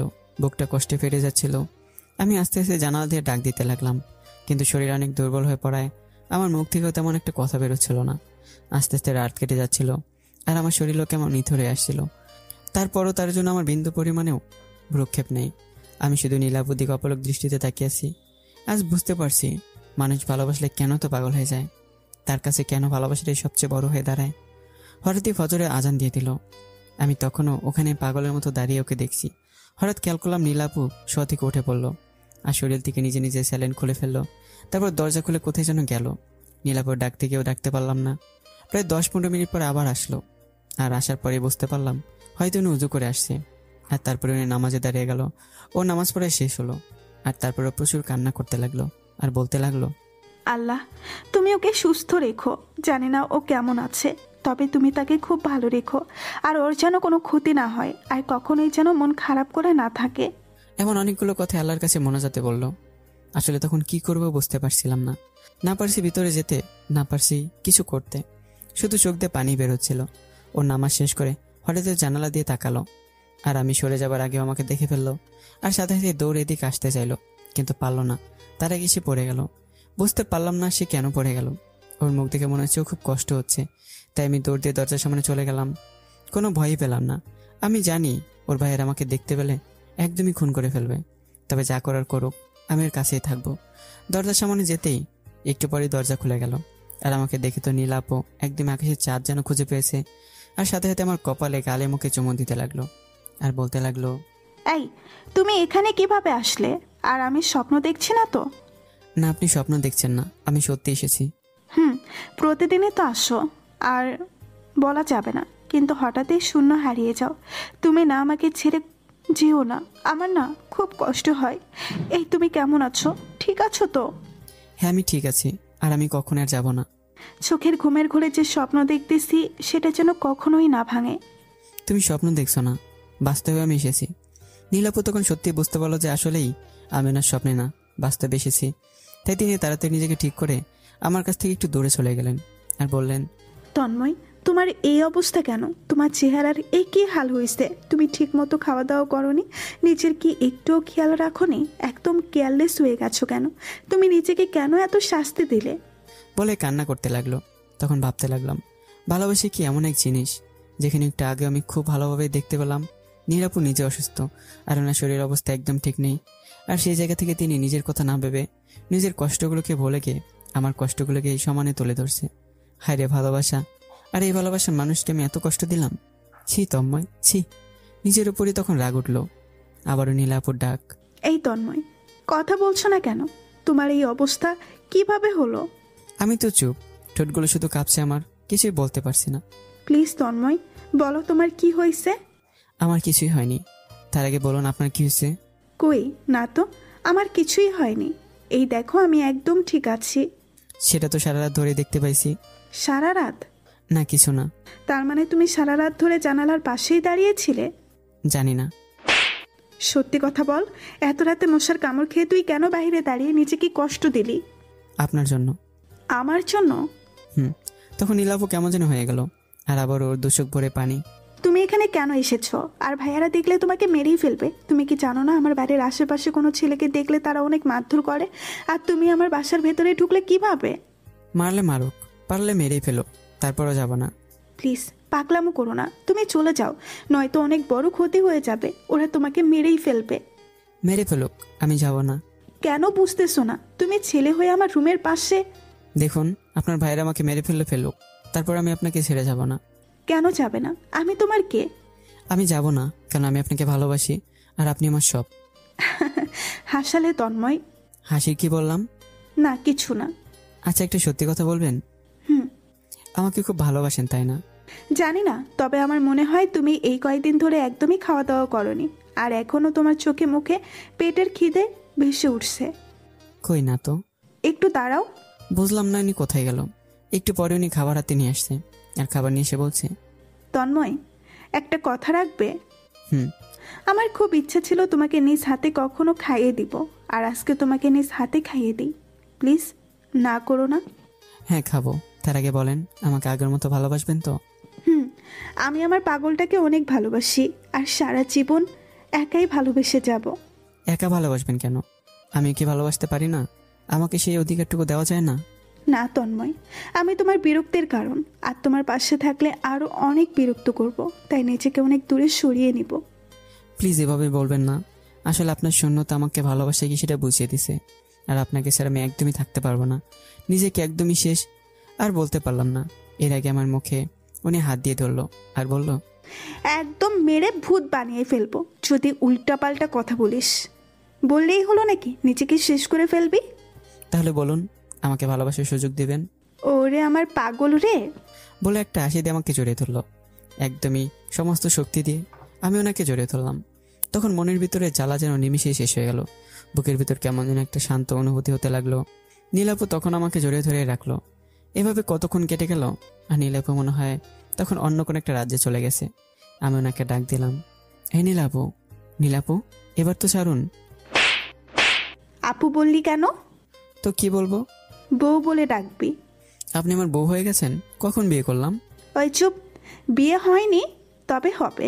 পারবি না আমাকে বিয়ে করে তোর বউ করে সারা জীবন তোর পাশে রাখতে?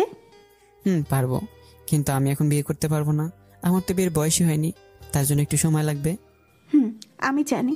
আর তোমার পড়াশোনা শেষ করো আগে, তারপরেই বিয়ে। কিন্তু সে পর্যন্ত অপেক্ষা করবেন তো?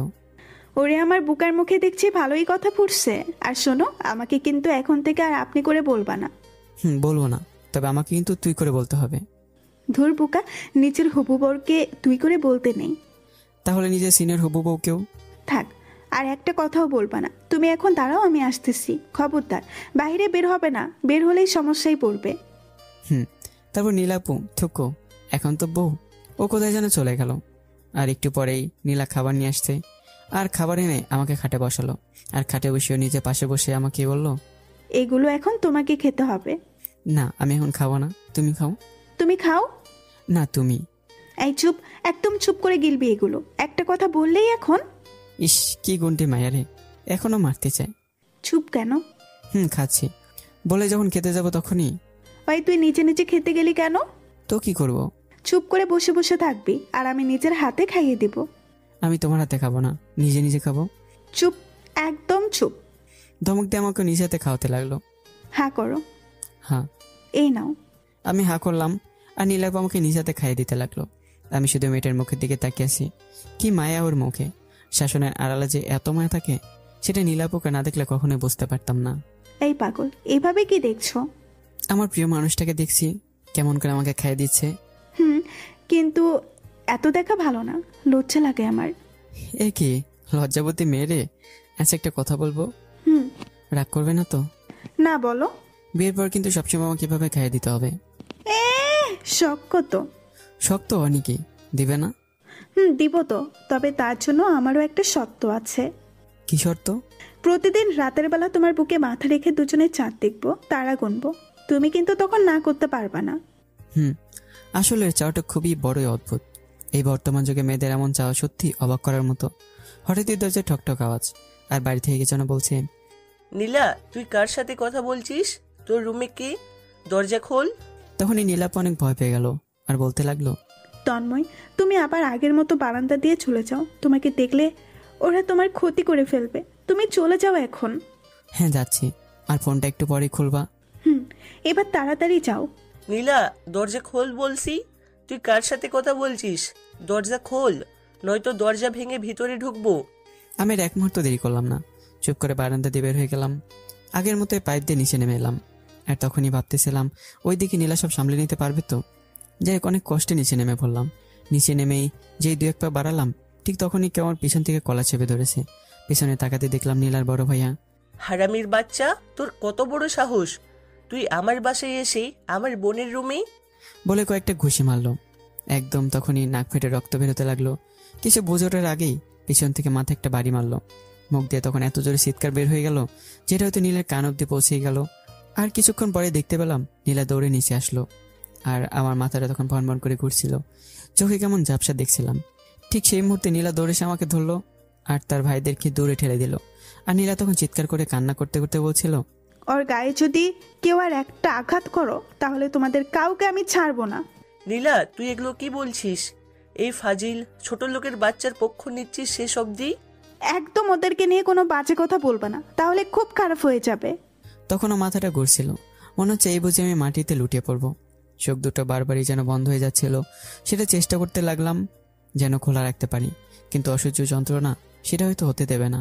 নীলাপুর ওড়না দিয়ে আমার মাথায় চেপে ধরলো। ঠিক তখনই নীলাপুর আব্বা আর তার আম্মু আসলো, আর ওনার এসে বলল, নীলা ওই ছেলেকে ছেড়ে চলে আয়। না, আমি আসবো না। কি বললি নীলা, আসবি না? আমার মুখের উপর কথা। এই ছেলেকে যার জন্য আমার কথার অবাধ্য হলি তুই। ও আমার সব, ওকে আমি ভালোবাসি। ছি ছি, লজ্জা করে না এগুলো বলতে? নিজের থেকেও ছোট একটা ছেলের সাথে কিভাবে সম্পর্ক করলি? একবারও কি তোর লজ্জা লাগে না? না লাগে না, কারণ ভালোবাসাটা ছোট বড় দেখে হয় না। নীলা একদম চুপ করে থাকবি। এজন্যই কি তোকে লেখাপড়া করিয়েছি? লেখাপড়া করে তুই এগুলো শিখলি আর আমাদের মুখে এভাবে চুনকালি দিলি? লেখাপড়া করে আমি ভুল করিনি, আর আমি ভুল শিখিওনি, তাই আমি ওকে ভালোবাসি। ছুটাচ্ছি তোর ভালোবাসা। কথাটা বলেই নীলা ছোট ভাই নীলাকে টপকে আমার উপরে আবার ঝাঁপিয়ে পড়লো। তারপর কি হয়েছে আর মনে নেই। 7 দিন পর চোখটা খুলতেই কেমন জানি কষ্ট হচ্ছে। হাত পা একদমই নাড়াতে পারছে না, খুব কষ্ট হচ্ছে আর অনেক ব্যথাও লাগছে। চোখটা আস্তে আস্তে খুললাম, আর খুলে দেখতে পেলাম অচেনা একটা জায়গা। আমার মুখে অক্সিজেন মাস্ক লাগানো। হাতটা খুব ব্যথা করছে।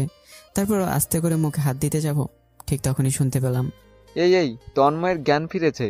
কথাটা কে বলছে সেটা দেখার জন্য মাথা ঘোরাতে যাব। মাথাটা কেমন ঝিমঝিম করে ব্যথা করছে। খেয়াল করলাম আমার বন্ধু জয় আর কলেজের বাকি বন্ধুগুলো, আর সেখানে আমার প্রাণপ্রিয় বন্ধু আবিদ। সামনে এসে বলতে লাগলো, ভাই তোর জ্ঞান ফিরেছে? এই 7টা দিন খুব টেনশনে ছিলাম রে। ওরা তোকে কত নির্মমভাবেই না মারছে। তুই কি নীলাকে খুঁজতেছিস? তোকে ইশারা দিয়ে বললাম হুম। আরে কাকে ভালোবাসিস তুই? যে মেয়ে কিনা তোর এমন অবস্থাও একটা দিন দেখতে পর্যন্ত আসলো না, আর ওই মেয়েকে তুই খুঁজতেছিস? কিছুই বললাম না, শুধু চোখের কোণে পানি গড়িয়ে পড়ছে। কথা বলার শক্তিটাও যেন আমার নেই। শুধু বারবারই মনে হচ্ছে হয়তো নীলাও কোনো সমস্যা আছে, হয়তো আমার এই অবস্থা দেখেও না এসে থাকতে পারতো না। আর নীলাপকে তো আমি নিজেই দেখেছি আমার জন্য ওনার বাবা ভাইয়ের সাথে কিভাবে কথা বলছে। যাই হোক, একটু পরেই মা আব্বু আসলো। তারা এসেই কান্না করতে লাগলো আর বলতে লাগলো, বাবা তন্ময়, তুই কেন ওই বড় লোকের মেয়ের বাসায় গিয়েছিস? আর ওই মেয়েটা নাকি তোর থেকেও বড়, তাহলে কেন ওই মেয়ের সাথে? বলে কান্না করতে লাগলো। আমি কিছু বলতে পারছিলাম না, শুধু ঠোঁট জোড়া কাঁপছিল আর চোখ দিয়ে পানি বেরোচ্ছিল। ঠিক সেই মুহূর্তেই ডক্টর সাহেব আসলেন আর এসে সবাইকে বের করে দিলেন, আর আমার ঘুমের একটা ইঞ্জেকশন দিয়ে ঘুম পাড়িয়ে দিয়ে চলে গেলেন। এভাবে আস্তে আস্তে দিন কাটতে লাগলো, কিন্তু নীলার আর কোনো খোঁজ পাওয়া গেল না। আসলেই মানুষগুলো বড়ই স্বার্থপর। 1 মাস পর এখন আমি মোটামুটি সুস্থ। ডাক্তার আমাকে বলেছে এখন ইচ্ছা করলে বাসায় যেতে পারি। তাই আমি বাসায় চলে গেলাম। আম্মু আর আব্বুর অনেক জোর করায় গ্রামে চলে গেলাম। একেবারে সুস্থ হয়ে আবার শহরে ফিরে আসলাম। যদিও বাসা থেকে একবার আসতে দেয়নি, তবুও আসলাম, কারণ নীলাপুকে আমার পেতেই হবে। ওনাকে ছাড়া আমি থাকতে পারবো না। আর আমাকে এখান থেকে ভালো রেজাল্ট করতে হবে, কারণ ক্লাসের ফার্স্ট বয় আমি। আর লেখাপড়ায় খুব ভালো, তাই ভালো রেজাল্ট করতে না পারলে ভবিষ্যতে কিছুই করতে পারবো না। শহরে এসে সবার আগেই নীলাপুর কথাটাই মনে পড়লো, আর ওনার ছবির যেন চোখের সামনে বেশি উঠলো। আফসোস, যেদিন সিদ্ধান্ত নিলাম ওনাকে সারা জীবন করে নিজে রাখবো, সেদিনই কোনো এক অজানা ঝড়ের আগমন। রুমে গিয়ে উঠলাম, ঠিক তখনই আবিদের সাথে দেখা। আবিদ আমাকে দেখে বলে উঠলো, বাহ বাহ, ভালোই তো। শেষমেশ বিয়ের দাওয়াত খাবার জন্য এই শহরে আবার ফিরে আসলি। বিয়ের দাওয়াত? কার বিয়ে? কার আবার? তোর সিনিয়র প্রেমিকার। মানে সামনের শুক্রবারই নীলা আপুর বিয়ে। কথাটা শুনে কেমন যেন মাথাটা ঘুরে গেল, পায়ের নিচে মাটি যেন কাঁপতে লাগলো, আর চোখ মুখ দিয়ে অন্ধকার দেখতে লাগলাম। কি বলছিস এটা? নীলাপুর বিয়ে? তাহলে আমার কি হবে? মাঠের এক প্রান্তে দাঁড়িয়ে দাঁড়িয়ে নীলার কথাই ভাবছিলাম। তাহলে কি নীলাপুকে আমি হারিয়ে ফেলবো? কিছু করতে পারবো না। আর এই বয়সে তো আমি ওনাকে বিয়ে করে কথা বলতে পারবো না, কারণ আমার তো এখন বিয়ের বয়সই হয়নি। উনি তো আমাকে কথা দিয়েছিলেন আমার জন্য 3-4 বছর অপেক্ষা করতে পারবে, কিন্তু এখন তো দেখা যাচ্ছে কয়েক মাসও পারলো না। আমি এখন কি করব? ওনাকে হারালে আমি নিজে ঠিক থাকতে পারবো না। খুব ভালোবাসি, হয়তো অনেক বড় ভুল করে ফেলেছি। আসলে সিনিয়র আপুদের সাথে সত্যিকারের প্রেম ভালোবাসা এগুলো হয় না। যা হয় সেটা ক্ষণিকের, সারা জীবনের জন্য তা হয় না। আমার বিয়ের বয়স হতে আরও 3 বছর লেগে যাবে, কারণ আমার বয়স মাত্র 18। কিন্তু এই বয়সে মাথাটা ঘুরছিল আর বারবারই ভাবতে লাগলাম, একা ছিলাম ভালোই ছিলাম, কেন সিনিয়র মেয়ের সাথে প্রেম করতে গেলাম? কথাগুলো ভাবতে ভাবতে চোখ দিয়ে পানি বেরোতে লাগলো। মনকে কোনোভাবেই মানাতে পারছিলাম না। এত কষ্ট কেন লাগে? ভালোবাসায় কি শুধু কষ্টই? আসলে ভালোবাসায় না পাওয়ার কষ্টটা যে এত বেশি, তা যদি কেউ ভালোবাসায় আগে জানতো তাহলে তো কেউ কখনো কাউকে ভালোবাসতো না। কি কষ্ট লাগছে বুকের ভেতর। না পাওয়ার কষ্ট এত বেশি কেন? চোখের পানি বের হতে হতে আর ভাবতে ভাবতেই কখন যে দিন করে সন্ধ্যা হয়ে গেল বুঝতে পারলাম না। তখনও সেখানে বসে আছি যেখানে প্রতিদিন নীলাপু আমাকে নিয়ে বসে বসে গল্প করত। চোখের সামনে শুধু নীলাপুর চেহারাটাই ভাসছিল। অনেক চেষ্টা করলাম মনকে, বারবার বলছিলাম, এই মন, তুই আমার অঙ্গ, তুই কেন আমার কথা শুনছিস না? তুই দেখছিস না হাত পা মাথা সবকিছু আমার কথা শুনছে, তাহলে তুই কেন শুনছিস না? তুই কেন চেহারাটা আমার চোখের সামনে বারবার ভাসাচ্ছিস? উত্তর দে। চোখে বলছিলাম, এই চোখ, তুইও কেন আমার মনের মতো আমার সাথে বেইমানি করছিস? কেন এভাবে জল ঝরাচ্ছিস? কেন কষ্ট দিচ্ছিস আমায়? হঠাৎই মনে পড়লো সিগারেট খেলে নাকি টেনশন আর কষ্ট দুটোই কমে যায়। তাই এখান থেকে উঠে পড়লাম। রাস্তা একেবারে অন্ধকার, আলো নেই, যেমন করে আমার মনের ভিতর আলো নেই। দোকান থেকে 1 প্যাকেট সিগারেট কিনলাম। বাইরে এসে একটা সিগারেট ধরালাম। অন্ধকারে দাঁড়িয়ে যখন সিগারেটটা টান দিতে যাব, ঠিক তখনই কেউ সিগারেটটা টান দিয়ে আমায় ফেলে দিল। আর আমার গালে থাপ্পড়টাকে গালে হাতে দেখতে চাইলাম কে থাপ্পড়টা মারছে, কিন্তু অন্ধকার তেমন বোঝা যাচ্ছিল না। কিন্তু থাপ্পড়ের যে ওজন, এই ওজনের থাপ্পড় একটা মানুষ আমাকে মারে, সেটা হলো নীলা আপু। তার মানে কি নীলা আপু এসেছে? আমি তখন একটু হাসি মুখে বলে উঠলাম, নীলা? ওই, তুই সিগারেট হাতে নিলি কেন? আর সিগারেট খাইতে গেলি কেন? আমার না খুব কষ্ট লাগছে, বুকে অসহ্য যন্ত্রণা হচ্ছে, আর সিগারেট খেলে নাকি সেটা কমে যায়, তাই সিগারেট কিনছি। কেন কষ্ট লাগছে? কেন আবার? এই যে আপনার বিয়ে হয়ে যাচ্ছে, আপনার বিয়ে হয়ে গেলে আমি তখন কি করব? আমি না আপনাকে সেটা থাকতে পারবো না। ওরে আমার পাগল রে, আমিও আমার পাগলটাকে ছাড়া একদমই থাকতে পারবো না। বলে নীলাপু আমাকে অন্ধকারের ভিতরে জড়িয়ে ধরছে, খুব কষ্ট করে জড়িয়ে ধরে আছে। তখন আমার শরীরটা কেমন জানি কেঁপে উঠলো, কেমন জানি দমকা হওয়া বইতে লাগলো মনের ভিতর, আর কেমন যেন একটা অদ্ভুত ভালো লাগতে শুরু করলো। বুকের ব্যথাগুলো নিমিষে উধাও হয়ে গেল, আর তখন কেন জানি চোখ দিয়ে পানি বেরোতে লাগলো। কান্না স্বরে নীলাপুকে বলে উঠলাম, আপনাকে ছাড়া থাকতে আমার খুব কষ্ট হয়, আমাকে এভাবে সারা জীবন বুকে জড়িয়ে রাখবেন তো? এই বোকা, কান্না করো কেন? এই যে আমি চলে আসছি, আর কোথাও যাবো না। আপনার তো সামনে শুক্রবারে বিয়ে। বিয়ে আর হবে না, তার আগে আমরা পালাবো। কি পালাবো মানে? দেখো তন্ময়, বাসায় বাবা ভাইয়েরা মিলে আমাকে এই কয়েকদিন আটকে রাখছিল, তাই বাসা থেকে বের হতে পারিনি। আর এর ভেতর আমার বিয়েও ঠিক করে ফেলছে, আর তোমার তো কোনো খোঁজই পাচ্ছিলাম না, তাই কি করব বুঝে উঠতে পারছিলাম না। আজকে শপিংয়ের কথা বলে বাইরে বের হয়েছি, আর বের হয়ে আবিদ ভাইয়ের কাছ থেকে জানতে পারছি তুমি ফিরে আসছো। আর আমি জানি ভাইয়েরা তোমাকে দেখলেও বাঁচতে দিবে না, তাই সন্ধ্যার পরই বাসা থেকে বের হয়ে তোমাকে খুঁজতে লাগলাম, আর এখন পেয়ে গেছি। তাহলে আমি এখন কি করব? কি করবা মানে? আমি কি বাসায় ফিরে গেলে আর আসতে পারবো নাকি? আর আমাকে আসতে দিবে নাকি? তাও ঠিক, কিন্তু এই মুহূর্তে কি করা যায়? আমি বাসা থেকে পালিয়ে এসেছি, সো এখন আমরা পালিয়ে বিয়ে করব। কি বলছেন আপনি? আমরা পালিয়ে বিয়ে করলে সমাজে আপনার পরিবারকে ছোট হতে হবে। সবাই কি বলবে? বলবে একটা ছোট ছেলের সাথে এমন বড় একটা মেয়ে পালিয়ে গেছে। এটা কি আপনার বাবা মায়ের জন্য ভালো হবে? ওদের মুখে চুনকালি দেওয়া হবে না? ওই, একদম নীতি কথা বলতে আসবি না। কে কি বললো তাতে আমার চাই আসে না, তুই এখন আমাকে নিয়ে পালাবি। আরে কি বলছেন? আমার তো বিয়ের এখনো বয়সও হয়নি। একদম চুপ, বয়স হইলে হয়েছে, না হইলে নাই, তোর এইটুকু বয়সেই আমার হবে। এবার চল। কি বলছেন এগুলো? আচ্ছা মানলাম বিয়ের বয়স হয়েছে, কিন্তু এখন তো আমার হাতে কোনো টাকাই নেই, আর বিয়ের জন্য তো অনেক টাকার প্রয়োজন। আমার কাছে যা আছে তা দিয়ে সব হয়ে যাবে, আর একটা কথাও বলবি না, চল। বলে এক প্রকার জোর করে আমাকে কাজে অফিসে নিয়ে গেল। সেখানে গিয়ে তো আমি অবাক, কেন ওখানে আমার কিছু ফ্রেন্ড আর নীলাপুর কিছু ফ্রেন্ড আগে থেকে ওয়েট করছিল, সবাই মিলে আমাদের বিয়ে দেবে। কিন্তু কাজী সাহেব আমাকে দেখে একটু অবাক হয়ে গেল আর বলল, এত ছোট ছেলের বিয়ে আমি দিতে পারবো না। বলার পরে নীলাপুর আমার ফ্রেন্ডরা মিলে কাজের উপর হামলা করলো। কাজী সাহেব ভয়ে বিয়ে পড়াতে বাধ্য হলো, আর কাজীকে একটু টাকা বেশি দেওয়া হলো, তাই পরে আর কোনো সমস্যা হলো না। যাই হোক, বিয়ে শেষ। তখনই নীলাকে বললাম, এখন কোথায় যাবেন? অনেক দূরে, অচেনায় দুজন মিলে হারিয়ে যাব। কিন্তু আমার মনে হয় আমার বাসায় চলে গেলে ভালো হবে। তোমার কোনো সমস্যা হবে না তো? না। তারপরে নীলাকে নিয়ে একদম বাসায় চলে গেলাম। যেতে যেতে অনেক রাত হয়ে গেল। বাসায় গিয়ে দরজায় আঘাত করতে আব্বু আম্মু দরজা খুলে হাজির। আর তারপর নীলাকে দেখে এমনভাবে তাকালো যেন আমরা দুজন চিড়িয়াখানার কোনো জন্তু। আব্বু একটু রেগে বলল, তন্ময়, এত রাতে তুই আর তোর সাথে এই মেয়েটাকে? আব্বুর নাম নীলা, আর আমরা পালিয়ে এসেছি। কি বললি হারামজাদা? পালিয়ে এসেছি মানে কি? ওই তোর বিয়ের বয়স হয়েছে? তো সাহস হলো কিভাবে পালিয়ে তুই আমার কাছে এসেছিস? ছি তন্ময়, তোর লজ্জা করে না এগুলো করে আমাদের সামনে এসে দাঁড়াতে? আর মেয়ে তো দেখছি তোর থেকেও অনেক বড়। নীলা তখন একটু চুপ হয়ে গেল, আর খেয়াল করলাম ও কেমন অপরাধীর মতো চুপ করে আছে। আসলে আম্মু, আমি নীলা একে অপরকে ভালোবাসি। বেয়াদব ছেলে, লজ্জা করে না? নিজের থেকে একটা বড় মেয়েকে নিয়ে পালিয়ে এগুলো বলছিস? আর ওই মেয়ে, তোর কি লজ্জা করে না ছোট একটা ছেলেকে নিয়ে এগুলো করতে? আসলে বাজারের মেয়েরা তো এমন করবেই, সহজ সরল ছেলেদের ফাঁদে ফেলতে পারলেই নিজের নষ্টামির ফল ওর উপর গোছাতে পারি। কথাটা বলার পর দেখতে পেলাম নীলা কেমন যেন কান্না করে দিল, কেমন যেন অন্যরকম হয়ে যাচ্ছে মেয়েটা। আমি একদম বাজে কথা বলবা না, ও কোনো বাজারের মেয়ে না, আর ও কোনো খারাপ মেয়েও না, আর ওকে নিয়ে একটা খারাপ কথা বলবে না। তন্ময়, একদম চুপ করে থাক। আর হ্যাঁ, এই মেয়েকে এক্ষুনি বাসায় দিয়াই, নয়তো এ বাড়িতে তোর আর জায়গা হবে না। কথাটা বলার পর নীলা কেমন যেন আমার হাতটা অনেক শক্ত করে ধরেও আবার ছেড়ে দিল।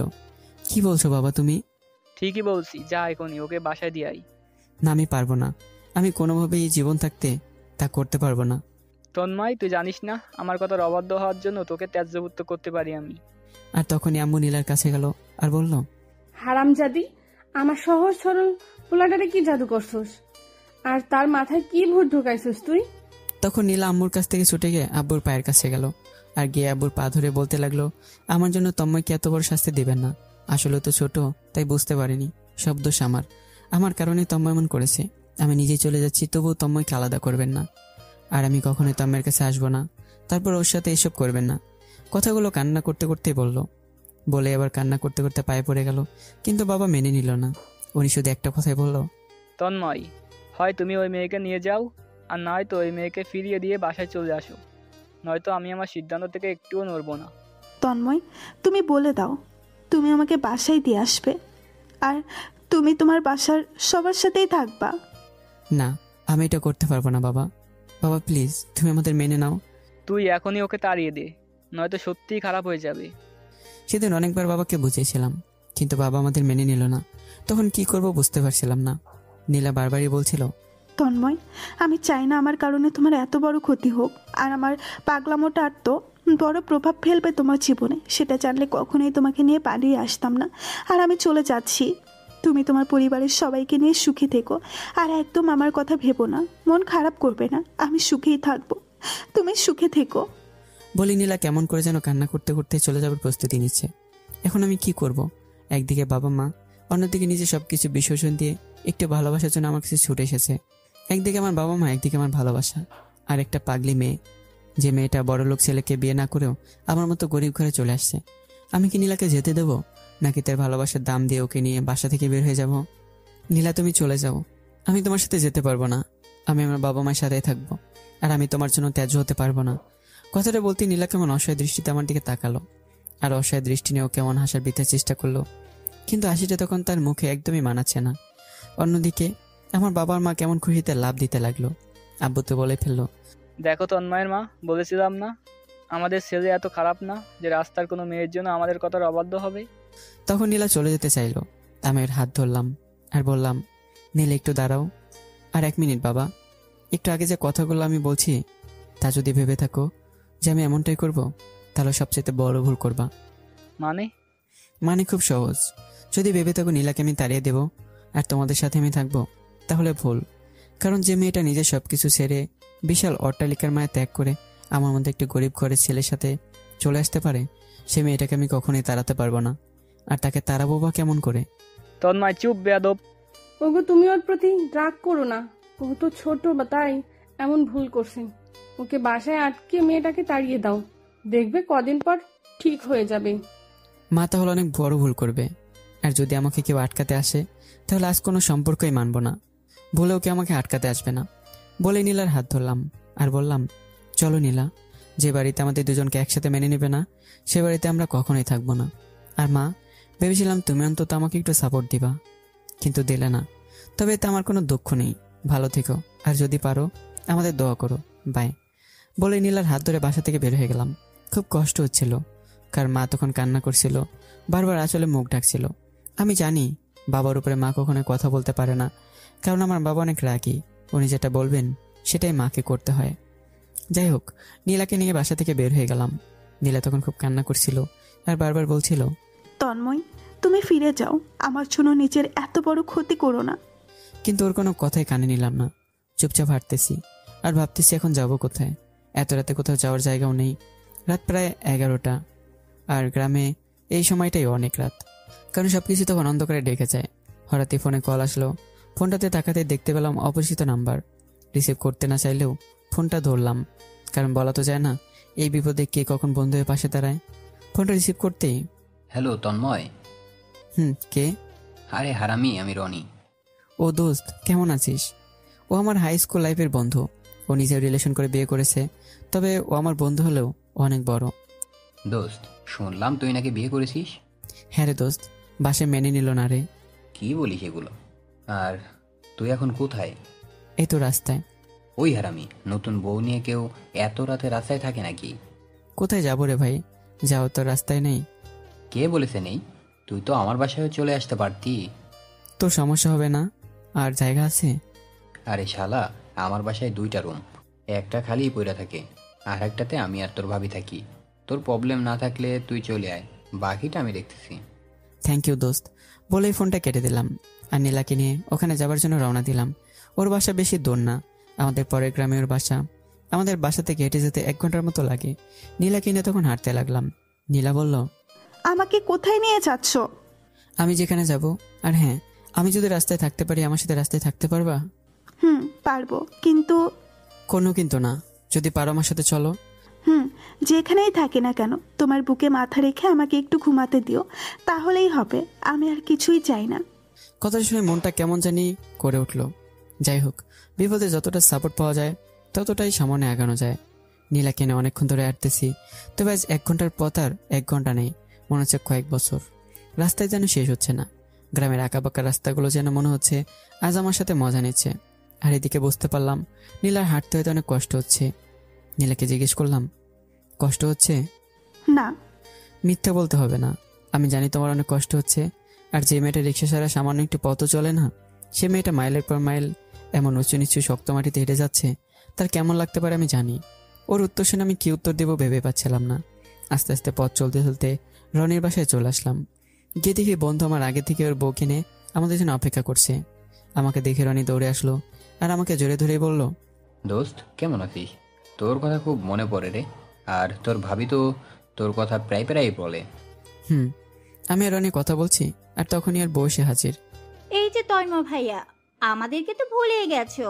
আর এই যে গেলে আর দেখাই করতে আসলে না। আর আমার ভাবিটাকেও একটু দেখি। নীলা, ও আমার বেস্ট ফ্রেন্ড, আর ওটার মিষ্টি বউ। হাই ভাবি। হাই। এই, তুমি কি আমার বন্ধুটাকে বাইরেই দাঁড় করিয়ে রাখবে? ভেতরে আগে চলো। ওপস, কথার জালে পড়ে ভুলে গেছি। চলো তন্ময় ভাই, চলুন ভাবি। আমাদের ভেতরে নিয়ে যাওয়া হলো। তারপর যা ছিল তা আমাদের খেতে দিল।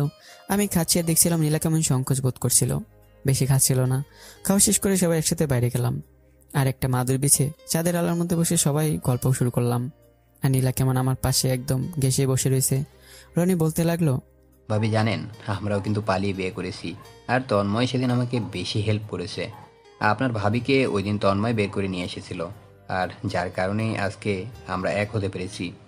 তন্ময় ভাই, সেদিন না থাকলে তো আমি বাসা থেকে বের হতেই পারতাম না। উল্টো সেদিন আমার অন্য জায়গায় বিয়ে হয়ে যেত। ভাবে আর লজ্জা দিয়েন না তো, আমার ফাজলামিগুলো আমার বউয়ের সামনে আর ফাঁস করে দিয়েন না। আরে এখানে আমরা কি ফাঁস করলাম? জানিস তন্ময়, তোকে আজ হেল্প করতে পেরে খুব খুশি লাগছে রে। আমরা যে বাসা থেকে বেরোইছি তুই জানলি কেমনে? আসলে আন্টি ফোন দিয়ে কালকে আমাকে সব বলেছে। আসলে আম্মু যে কেমন সেটা একদমই অদ্ভুত। সেটা হয়তো বোঝার বয়স আমার হয়নি। নিজের বাসায় জায়গা দিতে না পারলেও অন্যভাবে ঠিকই হেল্প করছে। থ্যাংক ইউ মা। সবাই গল্প করছিলাম, হঠাৎই ভাবি বলে উঠলো, ওপস, আজকে না ওদের বাসর ঘর আর আমরা তাদের এখানে বসিয়ে রাখছি। এই হাম্বা, তুমি গিয়ে বাসর ঘর ঠিক করো আর আমি ভাবিকে একটু সাজিয়ে দেই। যাও, একদম দেরি করো না। বলে ভাবি নীলাকে নিয়ে চলে গেছে আর আমায় নিয়ে রনি অন্য রুমে গেল। দুজনে যতটা সম্ভব হয়েছে ঘরটা একটু সাজালাম।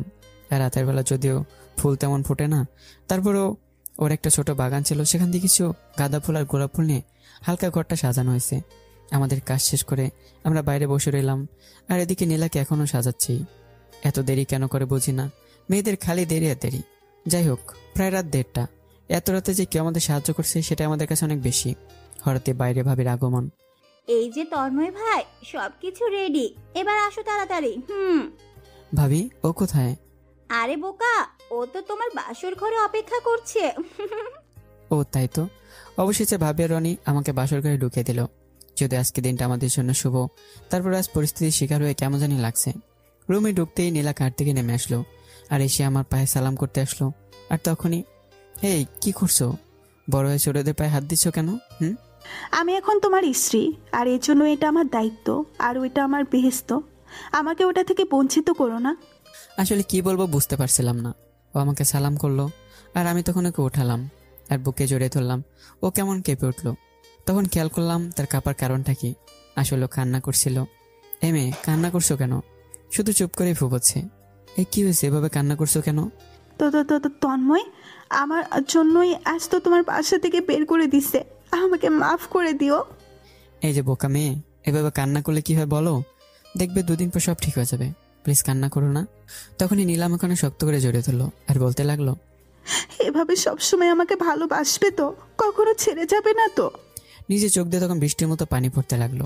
কারণ একটা মানুষ আর একটা মানুষকে কতটা ভালোবাসতে পারে সেটাকে না দেখলে বোঝাই যেত না। আর আমাদের বাসর ঘরটা যেমন একটা পরিস্থিতিতে আসবে সেটাও কল্পনার বাইরে। কি হলো, চুপ কেন? বলো, আমাকে অনেক ভালোবাসবে তো? কখনো ছেড়ে যাবে না তো? তখনই নীলাকে নিজে সর্বোচ্চ শক্তি দিয়ে জড়িয়ে ধরলাম আর বলতে লাগলাম, এই পাগলি, একদম কান্না করবে না। তুমি কি জানো না, আমার এই পাগলিটার কান্না আমার একদম সহ্য করতে পারি না। খুব ভালোবাসি আমার পাগলিটাকে, অনেক বেশি ভালোবাসি, নিজের থেকেও বেশি ভালোবাসি। আর শেষ নিঃশ্বাস পর্যন্ত এভাবে ভালোবেসে যাব। দুজন দুজনকে নিজেদের সর্বোচ্চ শক্তি দিয়ে জড়িয়ে ধরে আছি। আর তখনই খেয়াল করলাম জানালার ফাঁক দিয়ে চাঁদ মামা আমাদের ভালোবাসা দেখে মিটিমিটি করে হাসছে। আর আমাদের জন্য হয়তো চাঁদের জ্যোৎস্নাটা আর একটু বাড়িয়ে দিয়েছে। এই, তুমি এখনো কি কান্না করবে নাকি? তুমি নিজেও তো কান্না করছো। কই, আমি কান্না করছি না তো। আমি দেখতেই পাচ্ছি কান্না করছো কিনা। উফ, বাসুরাত পুড়ে যাইতেছে আর এখনো কিছুই হলো না। কথাটা বলার পর নীলা কেমন লজ্জা পেয়ে গেল। আর আমি তখন নীলাকে বললাম, এই একটু দাঁড়াও। কেন? একটু দাঁড়াও বলে নীলাকে নিজের কাছ থেকে ছোটালাম আর আস্তে করে গিয়ে ঘরের জানালাটা খুলে দিলাম। জানালা খুলতেই পুরো ঘরটা চাঁদের আলোতে ভরে গেল। তখন মনে হচ্ছিল চাঁদের আলো আমাদের বাসর ঘরে খুশিতে নাচানাচি করছে। আর হঠাৎই খেয়াল করলাম নীলার কান্না মাখা মুখে চাঁদের আলো পড়তেই ও চোখের পানি কেমন চিকচিক করছে। আর নীলাকে কেমন অদ্ভুত ভালো লাগা শুরু করলো। সেটা হয়তো আমার পক্ষে বলে প্রকাশ করার মতো না, একদম মায়া পড়ি। নীলাকে ডাক দিলাম, এই যে ম্যাডাম, এখনো দৌড়িয়ে থাকবেন নাকি একটু কাছে আসবেন? নীলা মাথা নাড়ালো আর আমার কাছে আসলো। আমি নীলাকে বললাম, একটা কথা বলবো? হুম। তুমি জানালার পাশে খাটে বসো। কেন? যেটা বলছি সেটা করো। হুম। নীলা জানালার পাশে বসতেই ওর উপর চাঁদের আলো পড়তে লাগলো। চাঁদের আলোতে যেন ও স্ক্যান করছে। একদম মায়া পড়ি। ওর দিকে যখনই তাকাচ্ছি ততই মুগ্ধ হচ্ছে। আমি তখন নীলাকে বললাম, এই, তোমার কোলে আমাকে একটু মাথা রেখে শুইতে দিবা? হঠাৎ আমার এমন প্রশ্ন শুনে নীলা অবাক হয়ে গেল আর অবাক কণ্ঠে বলে উঠলো, আমার কোলে মাথা রেখে শুয়ে থাকতে তোমার ভাল লাগবে? খুব ভালো লাগবে। তাহলে আসো। তারপর নীলার কাছে গিয়ে ওর কোলে শুয়ে পড়লাম। নীলা আমার মাথায় হাত বুলিয়ে দিতে লাগলো আর আমি অপলক দৃষ্টিতে তার দিকে তাকিয়ে আছি। অনেকক্ষণ পর নীলা বলে উঠলো, এই পাগল, এভাবে কি দেখছো? আমার সিনিয়র আপুকে। ওই, কি বললা? আমি তোমার আপু? আমি তোমার কোন জন্মের আপু? সেটা তো জানি না। যাও, তোমার সাথে কথাই নাই। বলে অন্যদিকে তাকিয়ে রইল। এই যে কান ধরছে, আর বলবো না। কথাও বলছে না, চুপ করে আছে। কি হলো, কান ধরছি তো, আর বলবো না। তোমার যত খুশি বলো, আমি তোমাকে আর নিষেধ করব না। বুঝতে পারলাম মেয়েটা অভিমান করেছে। কি করা যায়? এই নীলা, প্লিজ এমন করো না, কষ্ট লাগে তো। না, কষ্ট লাগবে কেন? আরো বেশি করে আপু বলো। কষ্ট তো লাগবেই, ভালোবাসি তো। চুপ করে আছে। এই, ভালোবাসি তো, অনেক বেশি ভালোবাসি। আর বলবো না তো? না। এবার তাহলে ঘুমাও, একদম কথা বলবে না। আমি মাথায় হাত বুলিয়ে দিচ্ছি। আমি একা ঘুমাবো আর তুমি কি করবা? আমি তোমাকে পাহারা দিব। পাহাড় দেওয়া লাগবে না, তুমি ঘুমাও। এমনিতে অনেক রাত হয়ে গেছে। কিন্তু? কোনো কিন্তু নেই, এখনই ঘুমাবে। তারপর দুজনেই শুয়ে পড়লাম। আর তখন নীলা বিছানা থেকে একটা বালিশ ফেলে দিল। এই, বালিশ ফেলে দিলে কেন? আমাদের বিছানায় দুইটা বালিশ থাকবে না, একটা বালিশই থাকবে। তাহলে তুমি কোথায় ঘুমাবে? কোথায় আবার? এই যে এখানে। বলে আমার বুকের উপর শুয়ে পড়লো। এই, আমার বুকে কেন? প্রতিদিনই তোমার বুকে ঘুমাবো, ভুলেও বালিশের কথা বলবে না, বুঝেছ? তখন নীলা আমাকে জোরে ধরে শুয়ে পড়লো। আর তখন ভাবলাম, ঘুমানোর আগে একটু রাগালে কেমন হয়, যেইভাবে সেই কাজ। আল্লাহ রে, এই, কি হয়েছে তোমার? যে একটা মুটি আমার বুকের উপর শুয়েছে না, না জানি বুকের হাড়গোড় ভেঙে না যায়। ওই, কি বললা? আমি মুটি? যাও, তোমার সাথে ঘুমাবোই না। বলে উঠে যেতে লাগলো, কিন্তু আমি যেতে দেব না। তাই নীলাকে অনেক শক্ত করে জড়িয়ে ধরে আছি আর বললাম, এই যে ম্যাম, চলে যাওয়ার কথা বলে মুখে আনবেন না। এই পাগলের বুকে সবসময় জড়িয়ে থাকবা। বলে অনেক শক্ত করে জড়িয়ে ধরে রাখলাম। আর নীলা আমার বুকে শুয়ে রইল। কখন ঘুমিয়ে পড়লাম মনে নেই। চোখ খুলতে দেখলাম নীলা আমার কপালে ঠোঁটের উষ্ণতা দিচ্ছে। আর আমার চোখ খুলতে কেমন লজ্জা পেয়ে গেল। তারপর বলল, এই যাও, উঁচু করে আসো। কেন? কেন আবার? ফজরের আজান দিচ্ছে, নামাজ পড়বা। না, আমি একটু ঘুমাবো। ওই, উঠো বলছে, না হলে কিন্তু। আচ্ছা, উঠতেছি। বলে ঘুম থেকে উঠলাম আর উজু করে দুজন একসাথে নামাজ আদায় করলাম। আর আল্লাহর কাছে মোনাজাত করলাম যেন আমরা মৃত্যুর আগ পর্যন্ত একসাথে থাকতে পারি, একে অন্যকে কখনো ছেড়ে যেন না চাই। আরও দোয়া করলাম আমাদের দুজনকে যেন দুজনের পরিবার থেকে মেনে নেয়। আমি জানি আমার পরিবার থেকে খুব সহজে মেনে নেবে না, কারণ ওদের একমাত্র ছেলে আমি। আর মা আমার পক্ষে আছে। মা যেভাবে হোক বাবাকে দুদিন আগে বা পরে ম্যানেজ করবেই। যাই হোক, দুজনের নামাজ শেষ করলাম। আর তারপরে দেখলাম নীলা বাইরে গেল। বাইরে যাওয়ার একটু পরে আমি বাইরে বের হলাম। দেখলাম নীলা ভাবিকে রান্নার কাজে সাহায্য করছে। দেখে খুব আনন্দ লাগলো। আসলে মেয়েটা অদ্ভুত, খুব সহজে মানুষকে আপন করে নিতে পারে। ভাবির সাথে কেমন হাসি খুশিভাবে কথা বলছে আমি দূর থেকে দেখছিলাম। হঠাৎ ভাবি আমাকে দেখে ফেলে আর একটু মজা চলে বলে উঠলো, কি তন্ময় ভাই, ভাবিকে ছাড়া থাকতে ইচ্ছে হচ্ছে না? বাসর রাত কেমন কাটলো? আর অন্যদিকে এই কথাটা শুনে নীলা লজ্জা পেয়ে মাথাটা একটু নিচু করে রাখলো। আর আমি ওখান থেকে চলে আসলাম। রুমে একা একা শুয়েছি। একটু পরে বুকের উপর যেন কিছু একটা আটার বস্তা পড়লো। থুকু, আটার বস্তা ভরে ফেলছি। কেউ কিন্তু নীলাকে বলে দেন না, ওটা তো আটার বস্তা না। নীলা আমার বুকের উপর শুয়ে পড়লো আর কপালে একটা চুমু দিয়ে বলল, এই পাগল, একা থাকতে কি মন চায় না? না। একটু কষ্ট করে একাই থাকো, ভাবিকে একটু হেল্প করি কেমন? যাও, আর তারপর আমাকে হেল্প করবা। তোমাকে আবার কিসের হেল্প করব? থাক, ওটা পরেই বলবো। যাই হোক, নীলা বাইরে চলে গেল। আমি একা একা আবলের মতো বসে রইলাম। সকালবেলা খাবার টাইমে সবাই মিলে একসাথে খুব হাসি খুশিভাবে খাওয়া দাওয়া করলাম। খাওয়া দাওয়ার পরে আমি, রনি, ভাবি আর নীলা একসাথে বসে সবাই গল্প করছিলাম।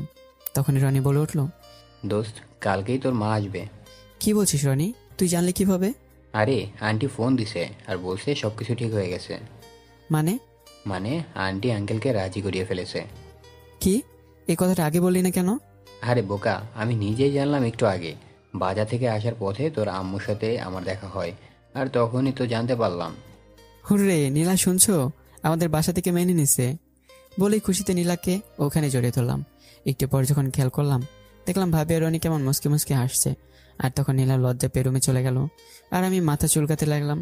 তখন ভাবি হাসতে হাসতে বলে উঠলো, তন্ময় ভাই, এত আবেগ রাখেন কই? পকেটে রাখি। বলে সেখান থেকে দৌড়। আর আমি রুমে চলে আসলাম। এসে দেখি নীলা একদম চুপ করে বসে আছে। আর আমি নীলাকে বললাম, এই চুপ কেন? ওই গাদা, এরকম হুঁশ না রেখে কিছু করলে হবে নাকি? ভাবি আর রনি ভাইয়ার সামনে তুমি। ধুর বোকা, ওদের ভালোবাসা থেকে আমাদের ভালোবাসা অনেক মজবুত, তাই এমন হয়ে গেছে। পাগল, পাগলি। ওভাবে ওই দিনটা কেটে গেল। পরের দিন নীলাকে নিয়ে বাড়ির ছোট্ট বাগানের সামনে বসে গল্প করছিলাম। ঠিক তখনই পিছন থেকে মাথায় হাত দিল। পিছনে তাকে দেখলাম বাবা আর মা। আমি তখনই বাবা মায়ের পা ধরে সালাম করলাম। আর নীলা তাড়াতাড়ি মাথায় ঘোমটা দিয়ে বাবা মাকে সালাম করলো। আর তখনই আম্মু বলতে লাগলো, এই পাগল ছেলে, এভাবে আমাদের কিভাবে ভুলতে পারলি? না গো মা, তোমাদেরকে ভোলা যায় না, তবে পরিস্থিতির কারণে একটু অন্যভাবে থাকা। একবার তো ফোনও দিতে পারতি। আচ্ছা যাই হোক, নীলামা একটু এদিকে আসো। জি মা। মা, তোমার সাথে ওই দিন অনেক খারাপ ভাবেই কথা বলছিলাম। আসলে আমি কোনোভাবেই চাইনি আমার ছেলে কোনোভাবেই আমাদের থেকে আলাদা হোক, কিন্তু ও তোমাকে এতটাই ভালোবাসে যে আমাদের কোনো কথাই শুনলো না। তবে এতে আমার কোনো আফসোস নেই। তবে মা, একটা কথা বলি, আমার এই ছোট্ট ছেলেটাকে কখনোই কষ্ট দিও না।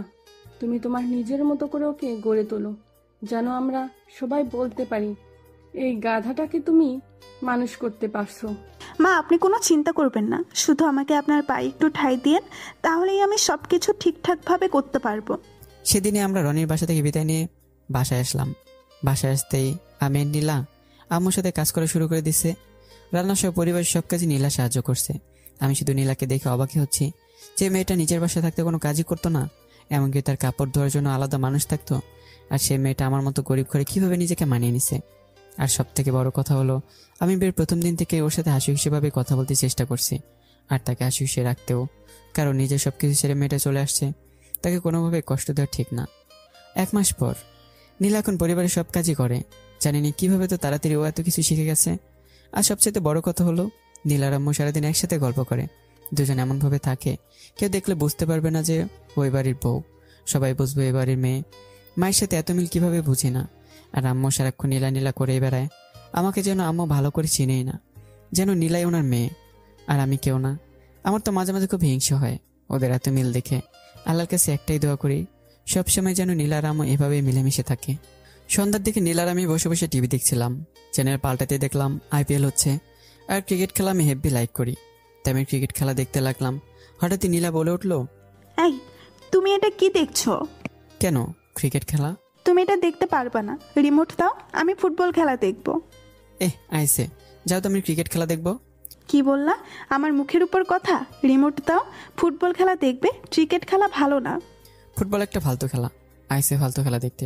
তুমি আমার বলছো ভালো কিছু দেখবা। বলতে না বলতেই নীলা খাট থেকে উঠে গেল আর আস্তে করে টিভিটা বন্ধ করে দিল। এটা তুমি কি করলা? কেন আবার? খেলা অফ করে দিলাম। বলে হাসতে লাগলো আর এদিকে আমার রাগ উঠতে লাগলো। আর তখনই বলল, কি মশাই, রাগ হবে না, ক্রিকেট চলবে না, বুঝেছো চান্দু? রাখো তোমার চান্দু মতো না বলে টিভি অন করো। হাই রে, আমার খেলা গেল। টিভি অন হবে না, আর যদি হয় তাহলে ফুটবল দেখতে হবে। আচ্ছা ঠিক আছে, তাই হবে। তারপর টিভি অন করো। কি আর করার, অবশেষে টিভি অন করলো, কিন্তু দেখতে লাগলাম ফুটবল। মাঝে মাঝে ক্রিকেট দিলেই আমার উপরে অ্যাটাক শুরু।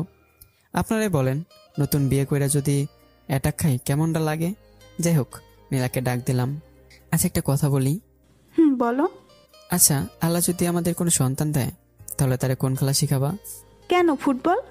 না, ক্রিকেট খেলা শিখাবো। কি বললা? ফুটবল শিখামো? ক্রিকেট। এভাবে অনেকক্ষণ তর্ক হলো। এক পর্যায়ে বললাম, আচ্ছা আমি একটা ভালো বুদ্ধি দিই। আমরা 2টা দল গঠন করব। তোমার দলে থাকবে ফুটবল, আর তাদেরকে তুমি ফুটবল শিখাইবা, আর আমার দলে থাকবে ক্রিকেটার। মানে আমরা 2 টিম সন্তান নেব, 11 আর 11, টোটাল 22 জন। তুমিও ঠকবে না, আমিও ঠকবো না। যাও ছাগল কোথাকার, কি বলো এগুলা? কম হয়ে গেছে তাই না? অতিরিক্ত 4 জনের কথা বলি নাই তাই না? যাও, অতিরিক্ত 4 জন করেও নেব। আয় চুপ থাকো, আর এসব বললে কিন্তু মাইর খাইবা। বলে আমার উপর ঝাঁপিয়ে পড়লো। ও ভাইরে, কি মাইরটাই না মারি দিল, খালি বুকের মধ্যে কিলঘুষি।